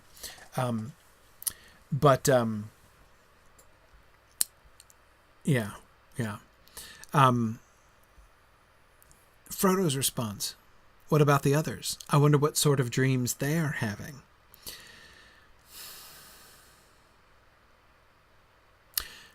If we take this as Sam or Frodo accepting Sam's skeptical response, oh no, you were just dreaming, Mr. Oh, okay, yeah, I was just dreaming. Didn't really try to drown me, right? I was just dreaming. If we believe that Frodo believes that, right? Well, maybe. Okay, then he could say, oh, okay, I had a dream. Let's see if Merry and Pippin are having dreams too. I don't think so. Yeah, JJ, I read that as Frodo being a little bit sarcastic too, or at least a little wry, right? I just had a dream which manifested itself in like there was a tree root on top of me pushing me down into the water, right? That Sam had to pull me out from under. So if that was my dream, let's see what dreams let's make sure Merry and Pippin aren't having equally vivid and terrifying dream, right? Yeah, so I think this is... So, Tony, this would fit with your theory, right? If Sam is saying, basically, I know that uncanny things are happening here, but let's not freak out, right? So let's... I expect you were dreaming, right? Let's at least do lip service to the non-terrifying naturalistic explanation, even though I don't really believe it. And Frodo basically sort of wryly being like, yeah, okay, right. Of course, we're saying this is dreams, right? Okay, let's go see what dreams Merry and Pippin are having, right? So that he acknowledges what Sam is doing, but neither one of them are really buying it. That seems to me possible. Oakwig and somebody else earlier was also suggesting that maybe this is Sam's mind is being muddled by the song of the willow, by the willow man's magic. I don't think that either. And the reason I don't think that is that we don't see Sam, certainly, at this point now. He was being affected by the willow song before, in his yawning and blinking stupidly, right? But he's not being affected by the willow now. When Sam goes to get the ponies, when he turns his will against the willow and he says, this won't do it all, and he's going to go collect the ponies and then he's going to rescue Mr. Frodo, he's fine. He's not sleepy anymore. When Frodo is pulled out from under the root and rescued from drowning, he is not under the influence of the willow anymore. He now remembers it clearly, and neither one of them seem tempted to sleep at all now. So I think that this is almost a kind of banter between them. Like they're agreeing not to freak out about what's happening here, right? Lyrelan, it is kind of like comforting a child, and somebody else was comparing to that in the Discord chat as well. Yeah, that kind of thing. I agree.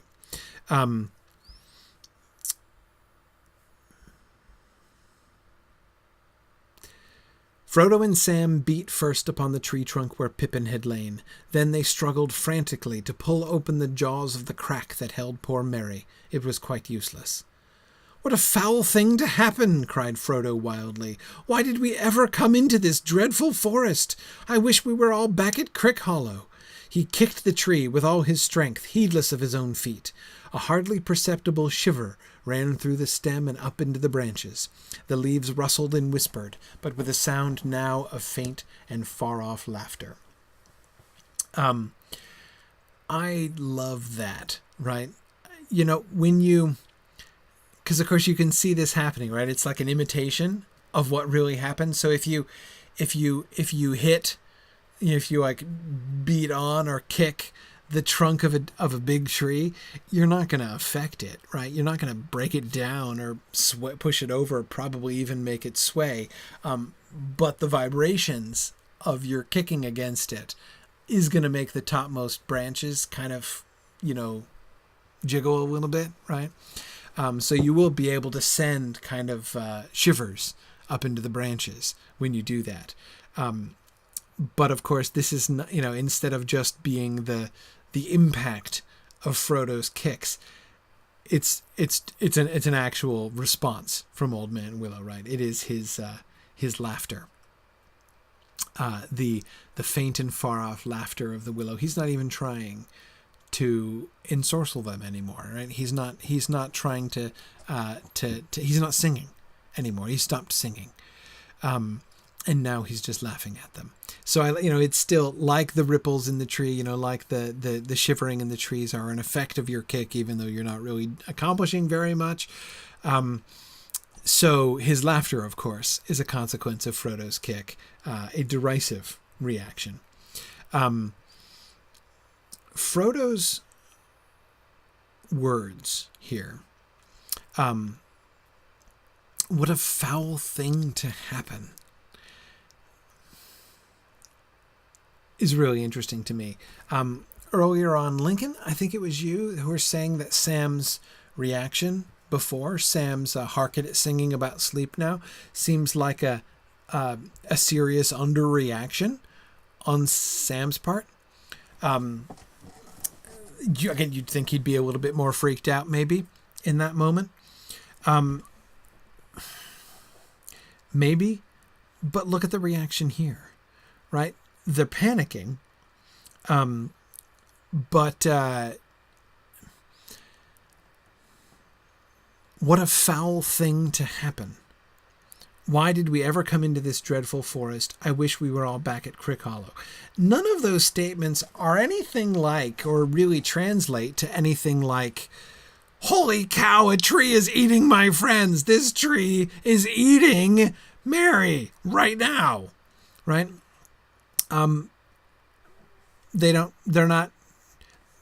underreact. And again, they aware of the fact that like losing two of your friends, two of your friends dying in the forest, that's bad, right? And everybody can agree that that's bad. But, he would react the same way if they like fell off a cliff and broke their necks. What a foul thing to happen. Why did we come? I wish we were all back. Right?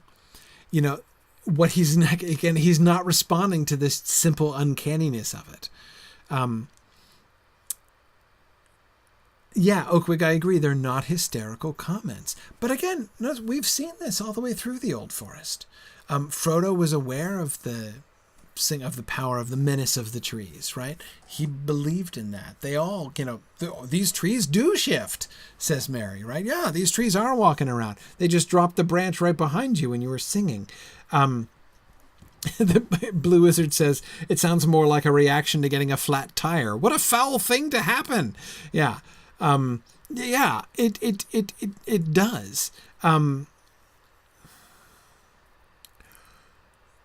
So it's another reason, it's another reason why I'm not inclined to view Sam's apparent underreaction to the singing tree as evidence that he doesn't really believe that it's singing or is only doing it metaphorically.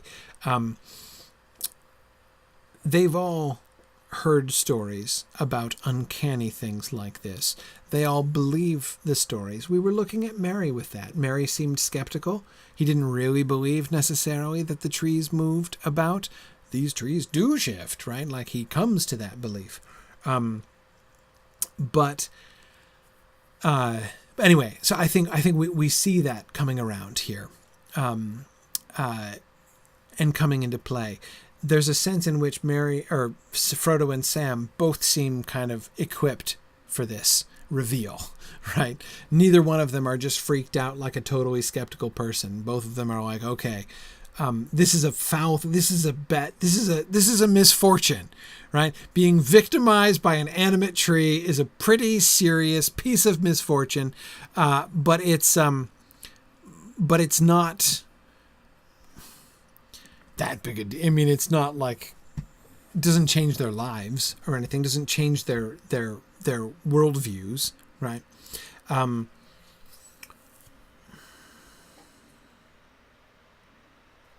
Yeah. JJ is thinking of Frodo longing to be back at Crickhollow, where doubtless they would be attacked by Black Riders, in parallel to the Israelites in the desert longing to be back in Egypt where they were slaves. That's interesting. That's a fun parallel. Yeah.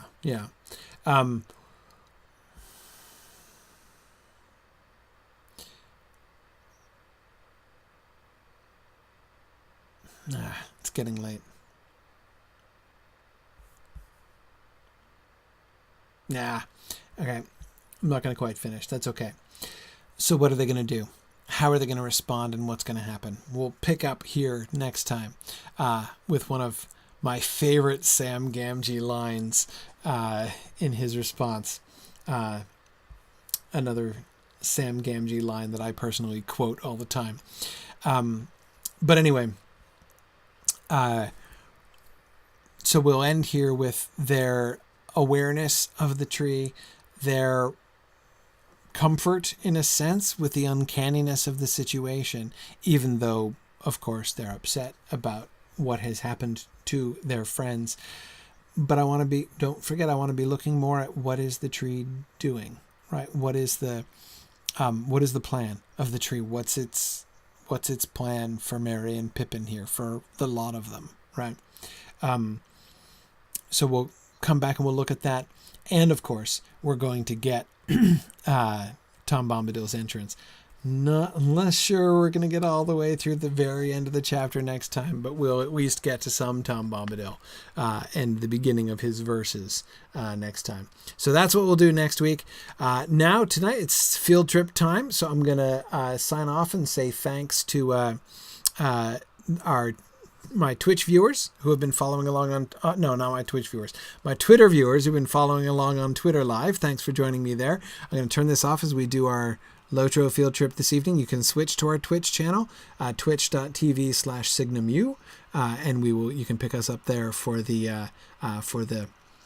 our in-game field trip tonight. So goodbye to the Twitter folks. All right. And I can't get a deep enough voice for this character. All right. I wanted to bring my elf character here to show you. Oh, no, wait. Hang on a sec. Oh, Tin Fang Warble. Very good. Excellent. Tin Fang Warble is one of my favorite characters.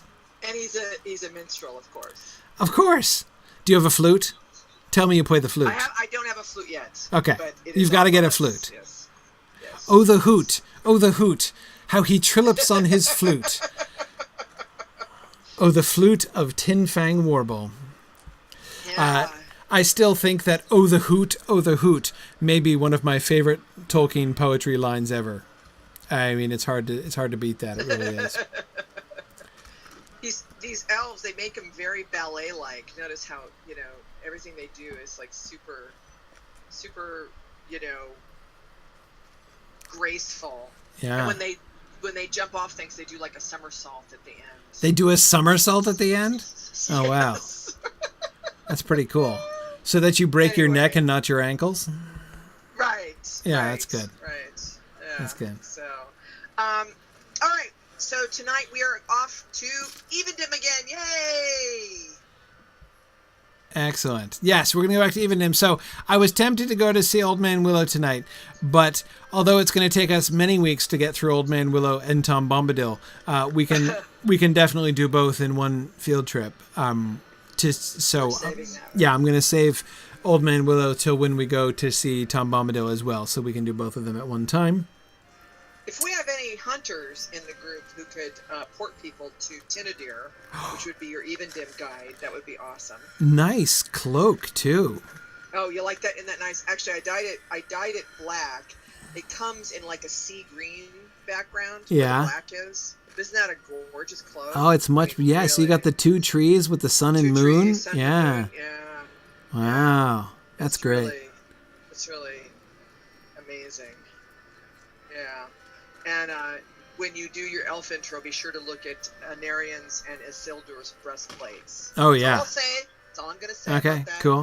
cool. And check out Círdan, too. We will have a chat about that afterwards. Oh, yeah? Okay. Pineleaf knows what I'm talking about there because I've complained about it a couple of times. I can't wait. All right. So if anybody is a hunter who can, for people, come on up here to the stage. Oh, great, Kirsten, thanks. And then folks, either go ahead and send them a tell if you want to be included in the fellowship, and then they'll port you to Tinadir, which is where we're starting tonight. Yes. Yeah. If you got milestones, use them. If you got horses, a horse can get you there, then do it that way, or however you want to get there. But that's where we're going to start, is in Tinadir. Okay, great. And bring your water wings. Yeah, exactly. Okay, I'm gonna. Have you got a way to get there? I got a milestone. I still have the High King's Crossing milestones. I think I'll go there. I'll go there. Okay. And I can either ride or travel. Yeah, you can get a horse from there. Swift horse from there. Yeah. All right. I hope you guys. So everybody that needs to get a lift, we've got Amathorn here. Thank you very much, and Turstan, who can port people in a fellowship if you need a fellowship. Excellent. Turstan, if you would go ahead and add me. How can I be of service? Since I'm a minstrel, I can't port. Okay. There we go. Just swift travel from there. All right.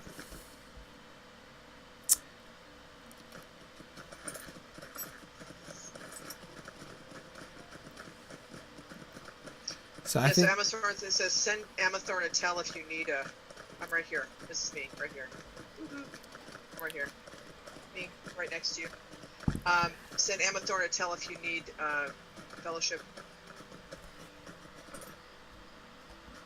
Okay. Bunch of people here at Tinadir already. What do you need?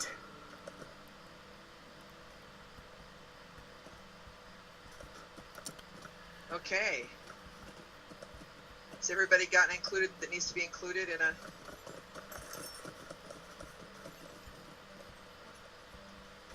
Last call. Choo-choo, train's leaving.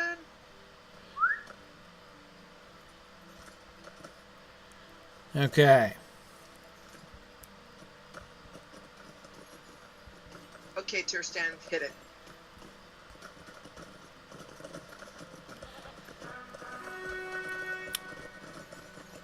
Okay. So where we are, looking at the map of Evendim and continuing the exploration of this region, of the region of Evendim, and thinking about sort of the adaptation and sort of extended subcreation here of Middle Earth based on what we know and the links to the story. Evendim is all about Arnor. This was the heart of the Kingdom of Arnor. So we already were exploring Illuminus. Last time, 2 weeks ago, we saw the High King's Crossing with a huge, enormous statue of Elendil, doubtless posthumous, which sort of oversees, if not actually guarding, the way in from the Brandywine. Illuminus, the city of the kings, where the first kings of Arnor dwelt prior to the breakup of the Kingdom of Arnor. So we're up here now.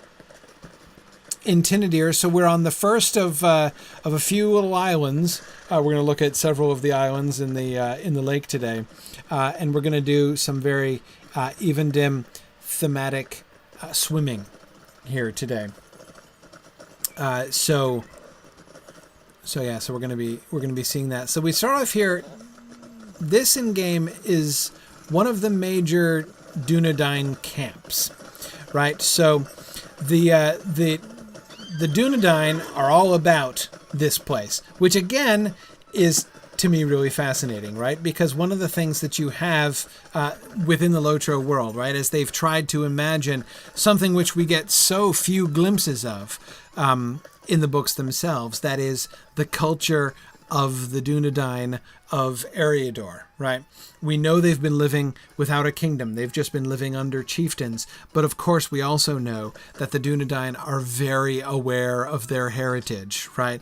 And so the Dunedain, the Rangers, they are living in some ways, based on what we learned, they're living in some ways selfless lives, right? Guarding other peoples. Think of Halbered's words to Aragorn in the book, right, about their long labors in guarding the Shire, and but how of great worth of the Shire folk, how he's like, oh, it was totally worth it, right? All that time that we spent thanklessly protecting the Shire. So one thing that we know that the Rangers of Eriador are doing is sort of selflessly going about and helping to protect the other people who mostly give them scornful names and not only don't thank them but don't trust them for what they do.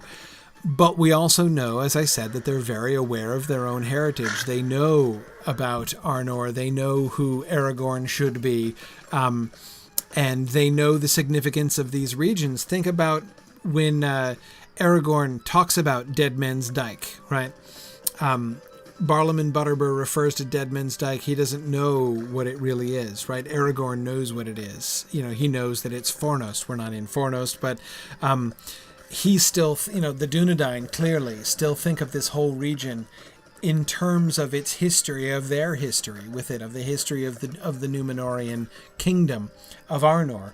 That kingdom is no more, but they remember it. So, what do we see in the Rangers? We see, of course, the great running joke in Lotro is that we always see Rangers sitting next to campfires places because they're always, which is appropriate, right? In the sense that they're always on lookout, right?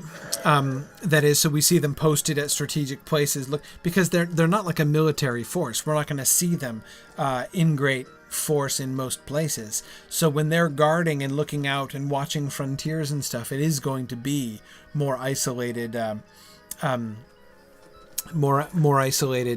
spots where they're looking out and communicating with each other rather than actually taking up arms in most cases. But of course, the other thing that we see them doing is in Evendim in particular, the focus here is on the preservation and reclamation of their history. Annúminas being, again, the whole sort of point of Annúminas. The only thing left in Annúminas is a place of ruins. Evendim, the whole Evendim region, is a place of ruins. It's been deserted for a long time, even before the fall of Arnor, right? The fall of Arthedain, when the North Kingdom officially dies. Arnor has already, in a sense, been dead. It was still a kingdom, but it's already been divided, right, among the three different Dunedain kingdoms, Arthedain, Cardolan, and Rhudaur. By the time the kingship moves, the throne moves away from Annúminas and off to Fornost, the kingdom is already dying, right?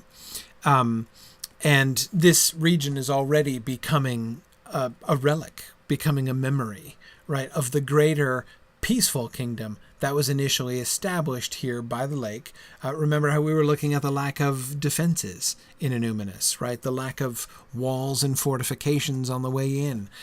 It was never a stronghold. It was a lakeside city, right? It was a city of beauty and of peace. That part of the history of Arnor has already died. even before Fornost falls and the kingdom officially ceases.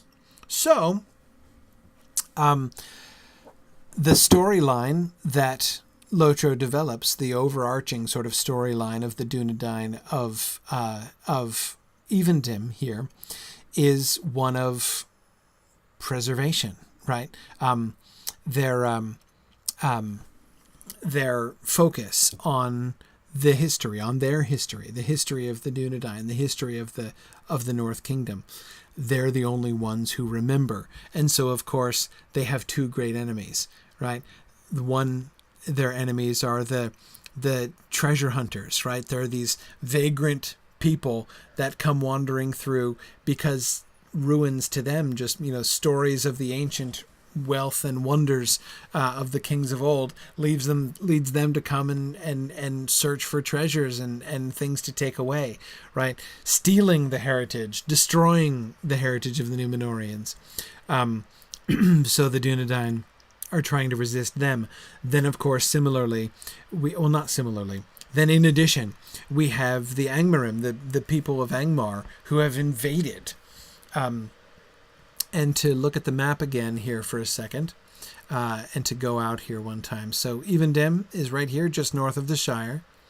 Angmar is up over here, right? So it's not like it doesn't border directly onto Evendim. This is an incursion down that the followers of the sort of the modern kingdom of Angmar are making, and they've invaded Anúminas. And so we have, as we were seeing last time, this constant battle between the followers of Angmar and the followers of the last of the Dunedain. Anúminas is the one place where we see the Rangers gathering together in military action, right? Because they refuse to give up the ruins of Anúminas to the Angmarim, right? Because that's like to have the North Kingdom fall again. So it's like a combination of the decay of Anúminas with the invasion of Angmar, which is of course what ended up destroying Fornost and the end of the kingdom, the end of the final end of the North Kingdom. So yeah. Anyway, so that's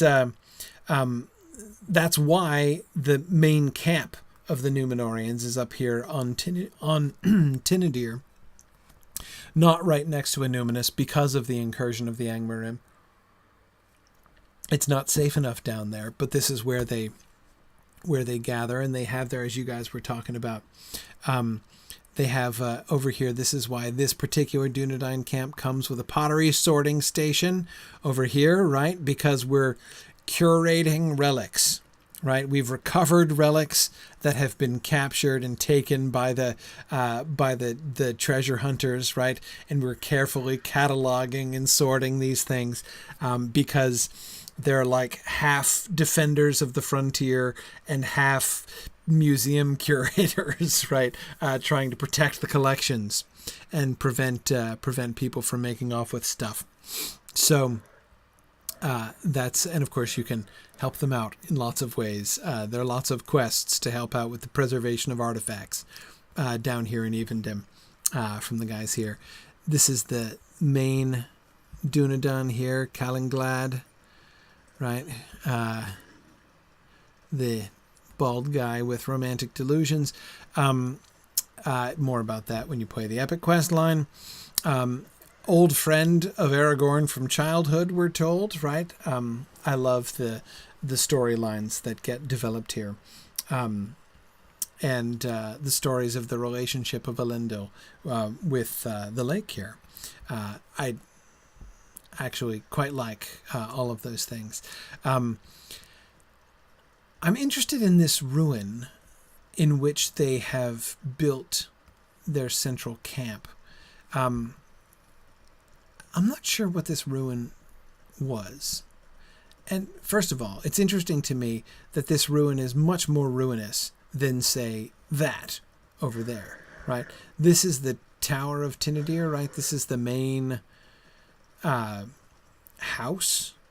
Remember that most of these other, as we were talking about several weeks back, most of these other little building clusters that we see in various places up on the hills and stuff around the lake are summer homes, right? They're living spaces for like great families of Arnor. This is Emma Thorne. This is basically Elendil's vacation home that we were looking at from his throne, from near his throne room in Enuminus last time.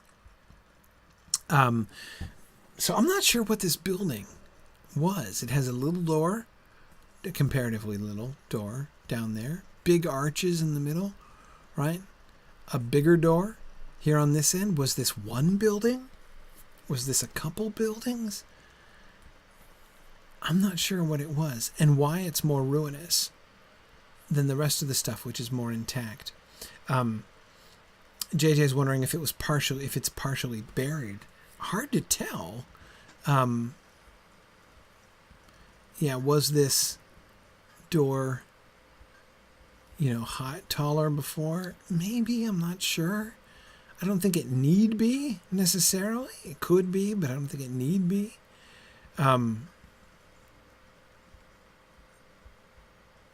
Yeah.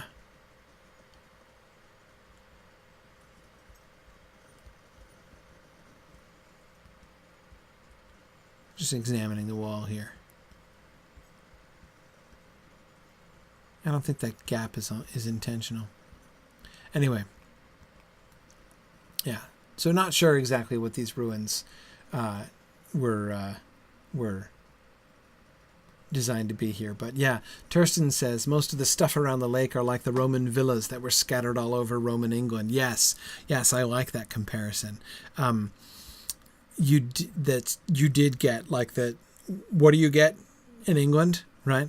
Old Roman walls and old Roman buildings and baths, right? Like in Bath. So, you get exactly that kind of thing, right? The big places that the wealthy once built, right, out in their country homes.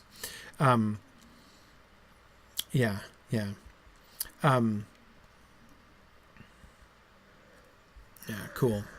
Anyway, let's go over to Tinadir. Let's go over to the. Hang on, we'll come to the boats here in a minute. Okay. Now this is this grand cathedral-like place. But this, we're told, was the sort of private home of Elendil.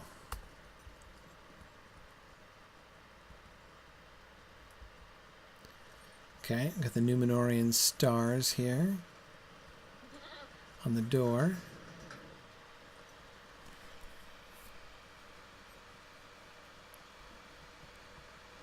I don't think I've ever looked at these in my ultra-high graphics. These are pictorial. What do we get here? What scenes are depicted here? 4 different scenes, right?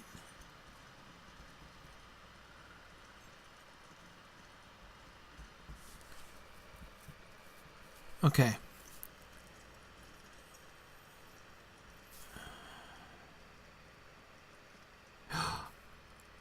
Okay, these are 4 guys carrying something on their shoulders. Something that looks vaguely like the Ark of the Covenant, but presumably isn't.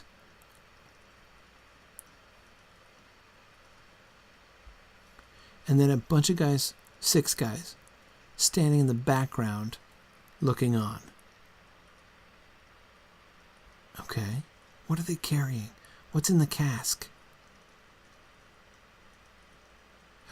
And there are hinges here. Oh, it finally makes sense. I've always wondered what these big, huge metal plates were, where windows should be. But that's the answer. They're like copper shutters. Right.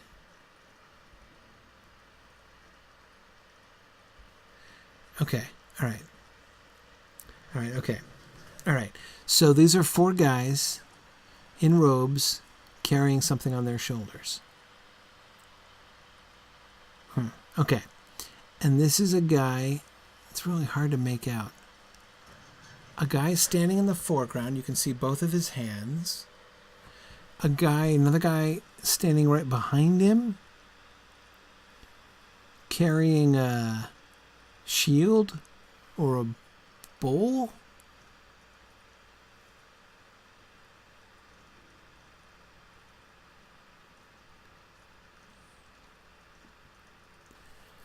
Then we have these two guys, one of whom seems to be handing something to somebody else.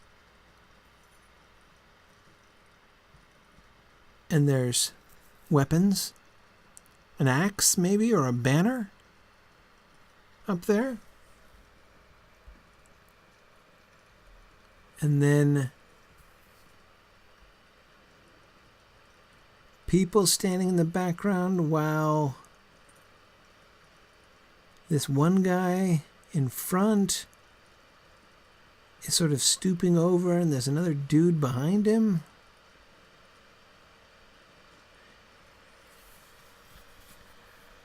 Huh.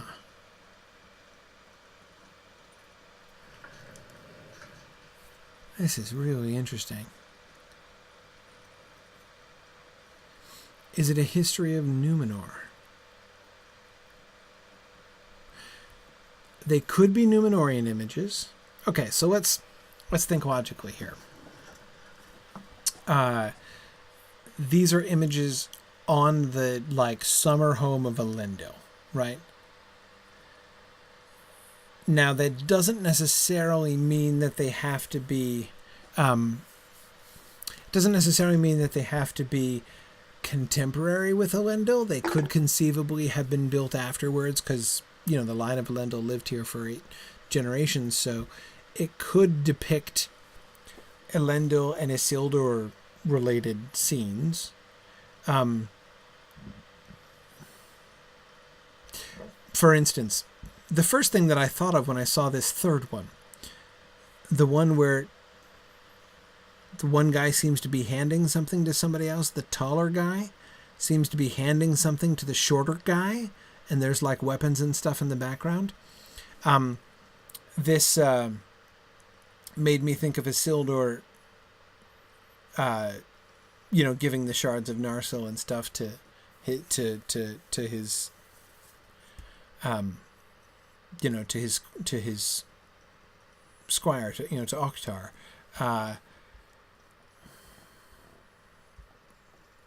Which again would be post Elendil, obviously, but it could be.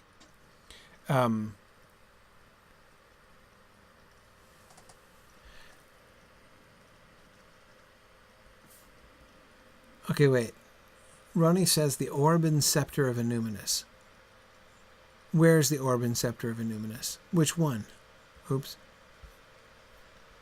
Which one?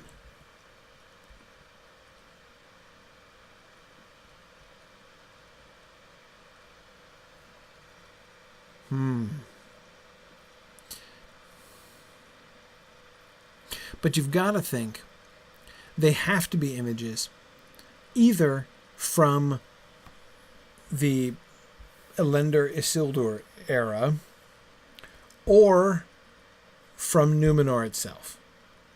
And in a sense, Numenor itself would make more sense if Elendil built it, right? So if this was actually built in the time of Elendil, Numenor would make more sense.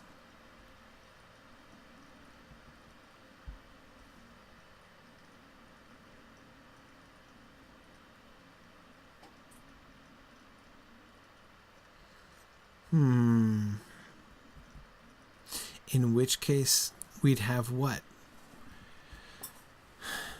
The rise of Sauron and the fall of Numenor? I think there'd be more ocean involved if we were getting the fall of Numenor.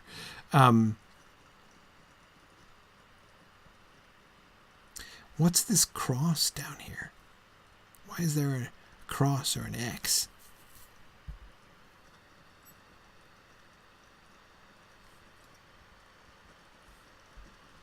Huh.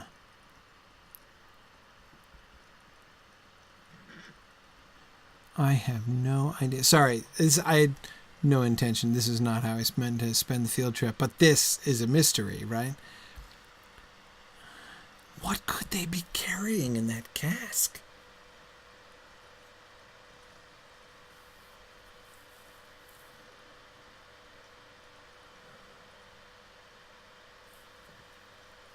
I mean, what are candidates for them to carry? When were they ever carrying something that looked like the Ark of the Covenant?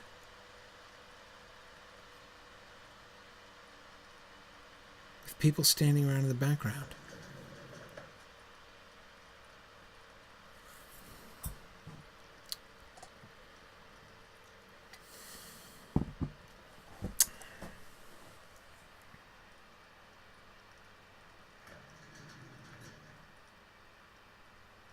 Is it a funeral and the cask is a coffin? Matthew Herschenroder asks. That is a good question. That was my first thought. I thought the proportions weren't quite right. People standing around in the background, it could be a public funeral. Them standing around solemnly, you know. It could just be perspective. It could. I'm totally willing to think that that's a coffin. Whose coffin?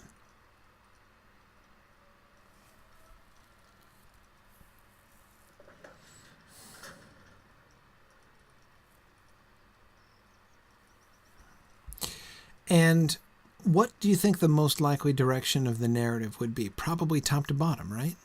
Or would it be bottom to top?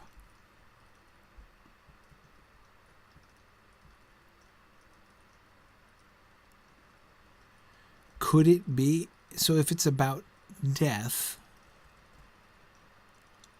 could it be not depicting particular historical moments? It could be something like, if we read it bottom to top, it could be something like, the king is getting old. The king hands the scepter and ring of Barahir to his heir. Then the king dies. You know, like, not resentfully, right? And then, what? This is the heir, I guess? Right? And then here's the new king. So this, you know, these 4 panels celebrate the continuity of the royal line. Right?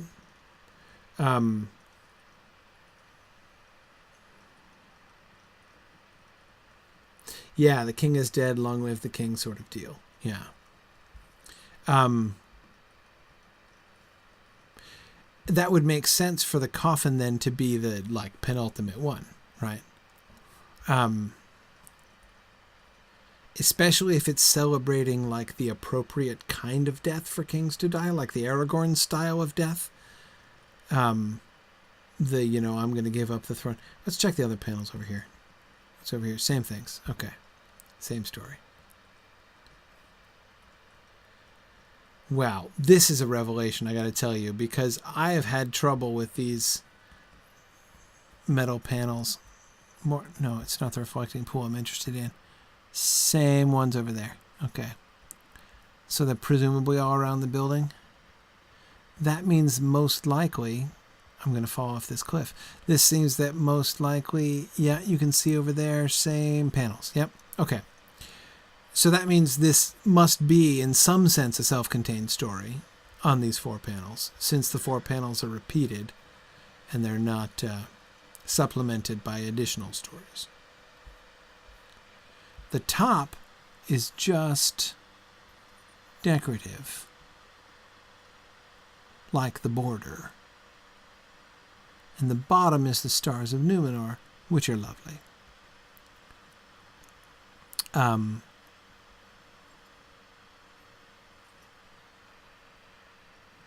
There's one set of panels for every king who died and left an heir. Yeah, so Druid's saying if this is Elendil's actual home, it would have been put in during his lifetime. Yes, now the panels might not necessarily have been crafted during his lifetime. But, you know, the whole, like, death of the king thing, I mean, it seems a little morbid for your summer home, right? But you know, morbidity is, is the whole idea of something being overly morbid, right? Is based upon the idea of like the corruption of the attitude towards death. Let's see. Violeth was suggesting that these ones over here are bigger. We can get closer to it anyway. Does this look like a woman in the back in the middle?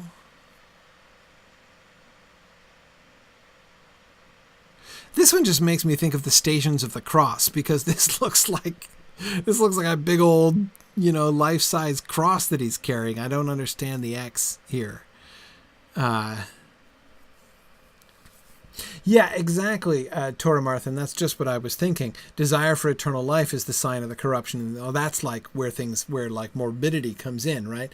The acceptance of death is the mark of the good guys. So would Elendil have had, this idea of like peaceful and hopeful succession, carved on his summer home? Yeah, sure. Maybe.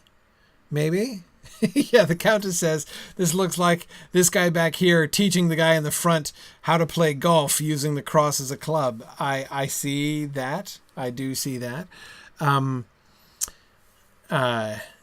Mike thinks that this is definitely somebody who is captured or detained at the bottom. Possibly. Those could be chains, right?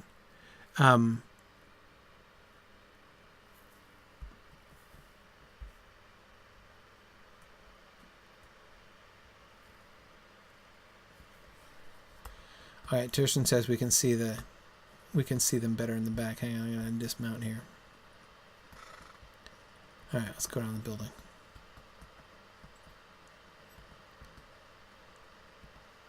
Let's see over here. Some more panels in the back here. Ooh, are those the same ones?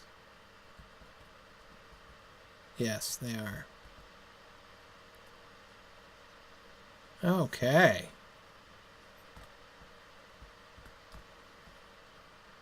Well, I don't know that they're clearer. They're a little bigger.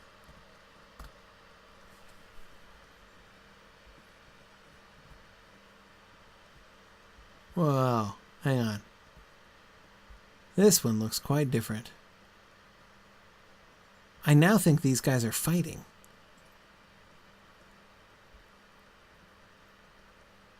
Yeah, this doesn't look like a peaceful handoff anymore. This looks like combat now. Doesn't that look a little bit more combat-like?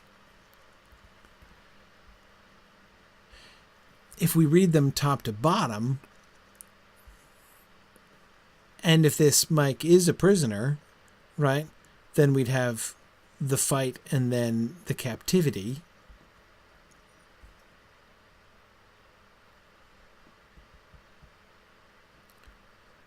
So why the casket? And who's the dude? And what is that? A table?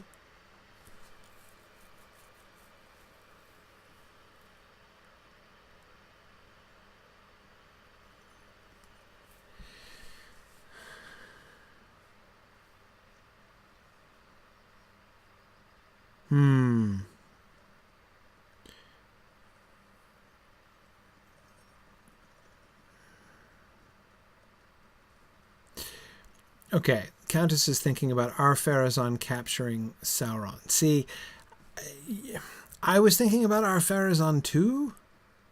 Because remember, we're told that that's something even the faithful, though they're not big Ar-Pharazôn fans in particular, still remember with pride the glory of the Númenórean fleet that captures Sauron, right?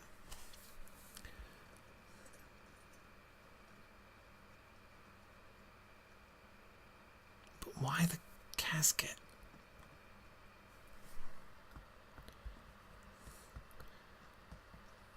Let's see if we get any better views.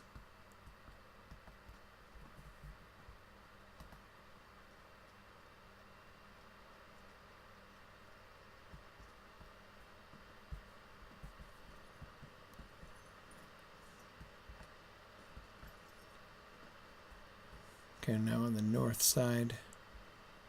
Ooh, these are reversed. Mirror reversed.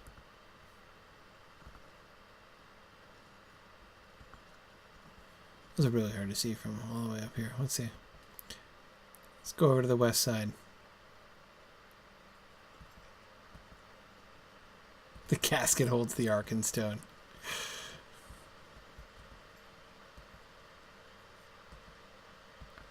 There they are again. Pretty high up, though.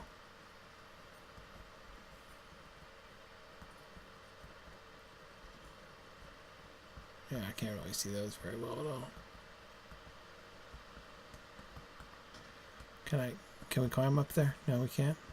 Oh well.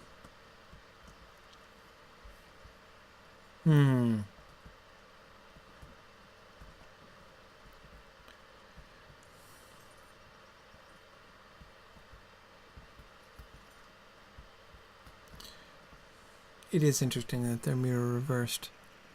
No, I can't make out much more here. Huh.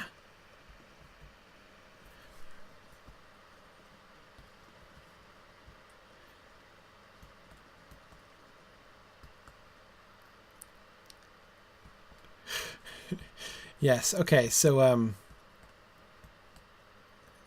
several of you are suggesting that we ask the game developers. That takes all the fun out of it.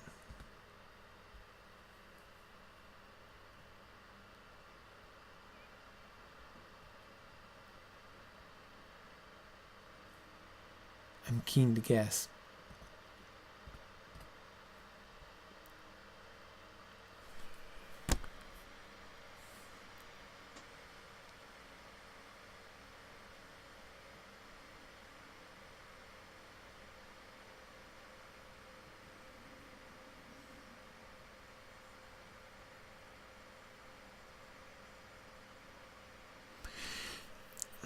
I like the Sauron and Ar-Pharazôn theory,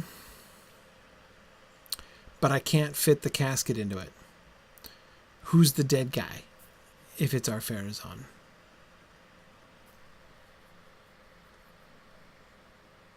Okay, Crooked Heart says the casket one could be men standing outside a building with weapons and other men standing on the walls defending it. And then what are these guys doing? Walking around it like Joshua at the Battle of Jericho with the Ark of the Covenant going before? Are they going to sound their trumpets after walking around 7 times? I mean, it's possible, but those guys are distinctly all carrying that. Whoa.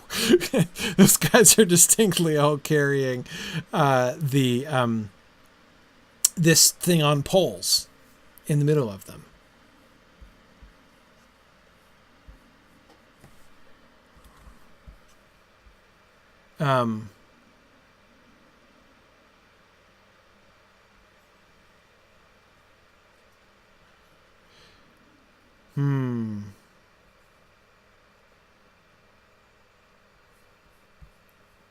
So yeah, I'm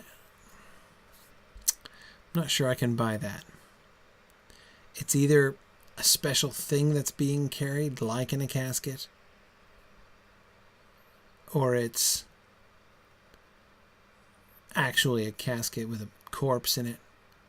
Is it a corpse of an elf on a pole? Says Deathman, thinking of Celebrimbor. No, it's not Celebrimbor's corpse being held above the advancing armies of Sauron like a banner. No. Is the ashes of the tree? I doubt it. Numenorian dirt to be buried with. Gleo here. What is it? What are they like? Dracula? They have to lie in the dirt of their home. A box of Palantiri. I see. Okay, so people are saying we should move on. Yeah, but we haven't solved it. I'm not convinced.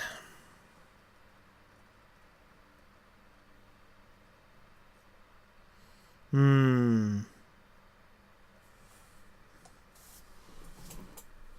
payment. Oh, that's an interesting idea. Is it a payment? So it's treasure, like represents the carrying of treasure. Could represent the carrying away of treasure.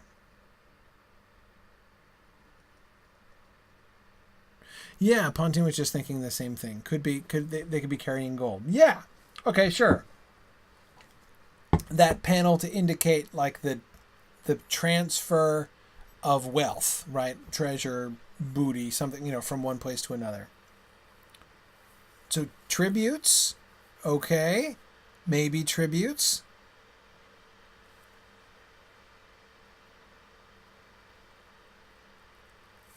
Okay, right, all right. Okay, so I like the way they were. I like this thought here. The tributes of the men of Middle-earth to Numenor.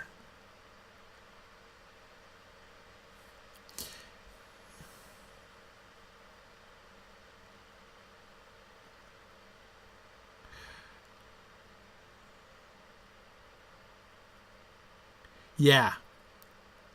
Yeah, okay. Got it. Yeah. Exactly, Julia. No, I love this theory.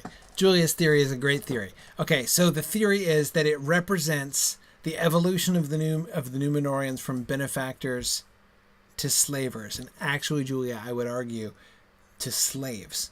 Right? So we could do it this way. The top panel represents the Numenorians in their strength and glory. Right? Yes. Oh, yeah, Julia, look at that. See what's at the feet of the dude, right? Whoever the central dude is, who represents like he's Joe Numenorian, right? Look at this. That's plants growing, agriculture. That's what this thing is. It's like seeds. He's sowing seeds. This is the Numenorians teaching the men of Middle-earth agriculture, right? Benevolent Numenorians. That's totally. Oh yeah, all right. I'm sold. So this is the Numenorians to the men of Middle-earth. See, there's guys in the background. There's that like crouched over dude in the background with a little like bowl or something, right? Gathering the fruits from the. Okay, totally got it. Okay, so this is Joe Numenorian teaching the men of Middle-earth to grow, but now we have the wealth and treasure being extracted. Now we have tribute being brought to the Numenorians. And these are probably the Numenorians back here standing in a row, and they've got weapons and stuff now. So now they are a threat, and the people of Middle-earth have to bring the tribute to the Numenorians. It's the next stage, right?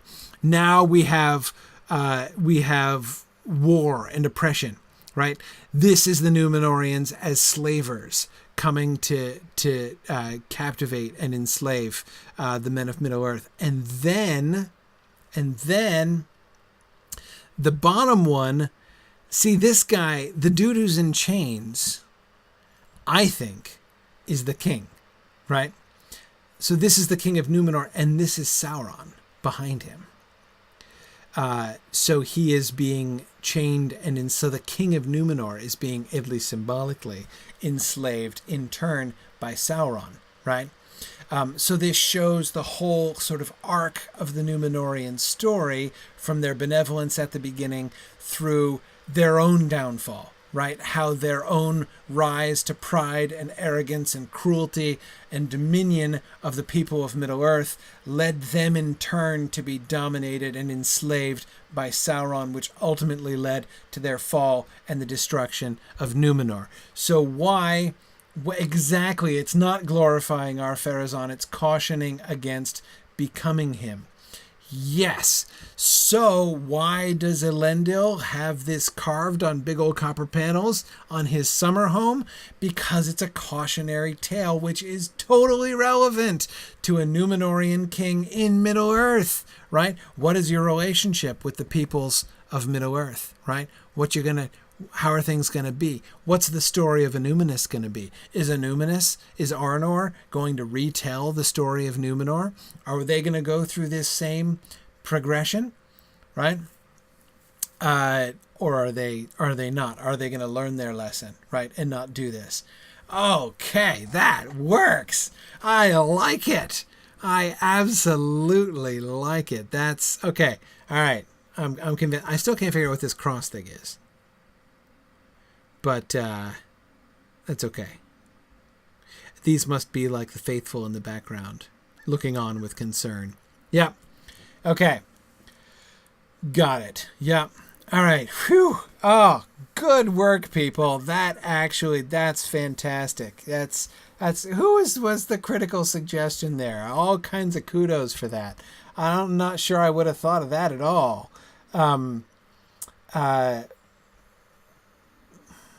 Yeah, Julia, that was you. The evolution of the Numenorians from benefactors. Yes, and the Countess of Olay was talking about making the men of Middle-earth, about the tribute, right, and the plunder. Yeah. Yeah, Pontine was talking about them carrying gold, right? That's where it all came from. Yeah. Excellent. Good. Good team effort, people. Good team effort. Okay. Love it. Okay. Well, I think that's good. We don't have time for much else, but that was totally worth it. How awesome was that? Okay. The copper panels on the exterior of Tindadir. I never even noticed that those things had pictures on them before. Oh, man. Okay, well, for good measure, before we go, let's run inside just to make sure there aren't any other images on the interior of the building. But as I recall, the interior of the building is not as exciting. Of course, I never thought the outside of the building was that exciting either. Okay, so we've got these well-preserved Numenorian images, right? These are the Numenorian symbols, the ship and the star, right? We were looking at this within Numinous itself before. We've got these lovely Numenorian banners with the 7 stars and then the waves of the sea, suggesting the sea there. Okay, and then we're coming up here, and this is just designs. I don't see any images here. Nothing really on the doors, right? No. And then, hey, look, it's presumably Elendil with, oops, we're swimming, with an unbroken sword. Interesting, yeah. Elendil with an unbroken sword. But we've seen him with that pose all the time, right? That statue is not unusual. I love the light shining in on him, though. That's cool. I wonder what time of day they programmed it to have the sun shining right on him. And I love how that, the Dunedain all sleep here. Right? I love their little bedsteads. This is so adorable. Right? They don't just sleep in bedrolls, these guys. No, they made all these wooden bedsteads. It's so cute. I like it. Okay. And here we've got this other inner door, which would have led to I don't know where. Wendell's bedroom. Oh, the carpet. You see what the carpet is, right? Yes. It's the carpet which is corrupted into an evil carpet in other places. So painful to see. Okay, but apart from the as yet uncorrupted upholstery, yeah, we don't get much that's pictorial in here. Yeah, you can only go in there as part of the epic quest that leads you to go in there. Okay.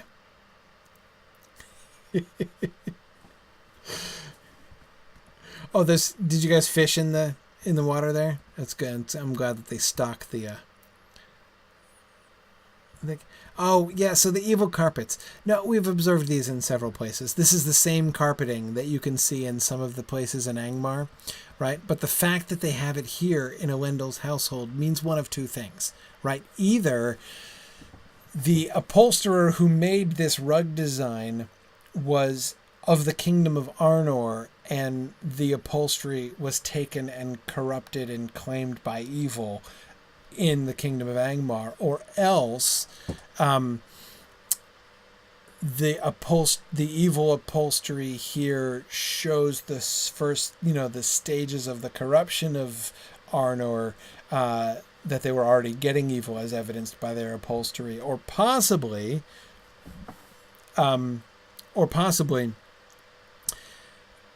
they upholstered the ruins of the Hall of Tinudir with evil upholstery that they had captured from the Angmarim whom they overcame in battle. And so they're like, we have defeated the Angmarim and we are taking their carpets as lawful spoil, and we are going to carpet this with formerly evil upholstery to show how we have trodden the Angmarim underfoot. That's my favorite theory of the lot. But anyway, okay. All right. Exactly. Yes, we have defeated you, therefore we will have your carpets, and we shall scuff our dirty feet upon your former luxurious evilness in order to show our defiance for you and the works of your dark master. I think that's the way that it probably went down. Okay, so I was going to look at more than just Tinudir here this evening, but I think we have found plenty to satisfy us here in Tinudir. So I don't think we can improve upon that. I'm feeling exhausted now after the interpretive effort that went into the interpretation of the copper panels. Exhausted but exhilarated. That was some excellent work. Oh, hey, look, the sun came up while we were doing all that. Look at Illuminous from here, right? And again, you can see everywhere, right? Look at the big houses up on the slopes and the hills up above Illuminous, right? Here's the main city, and of course there's the island of the king there, right, with his throne room and stuff. We look out across the lake.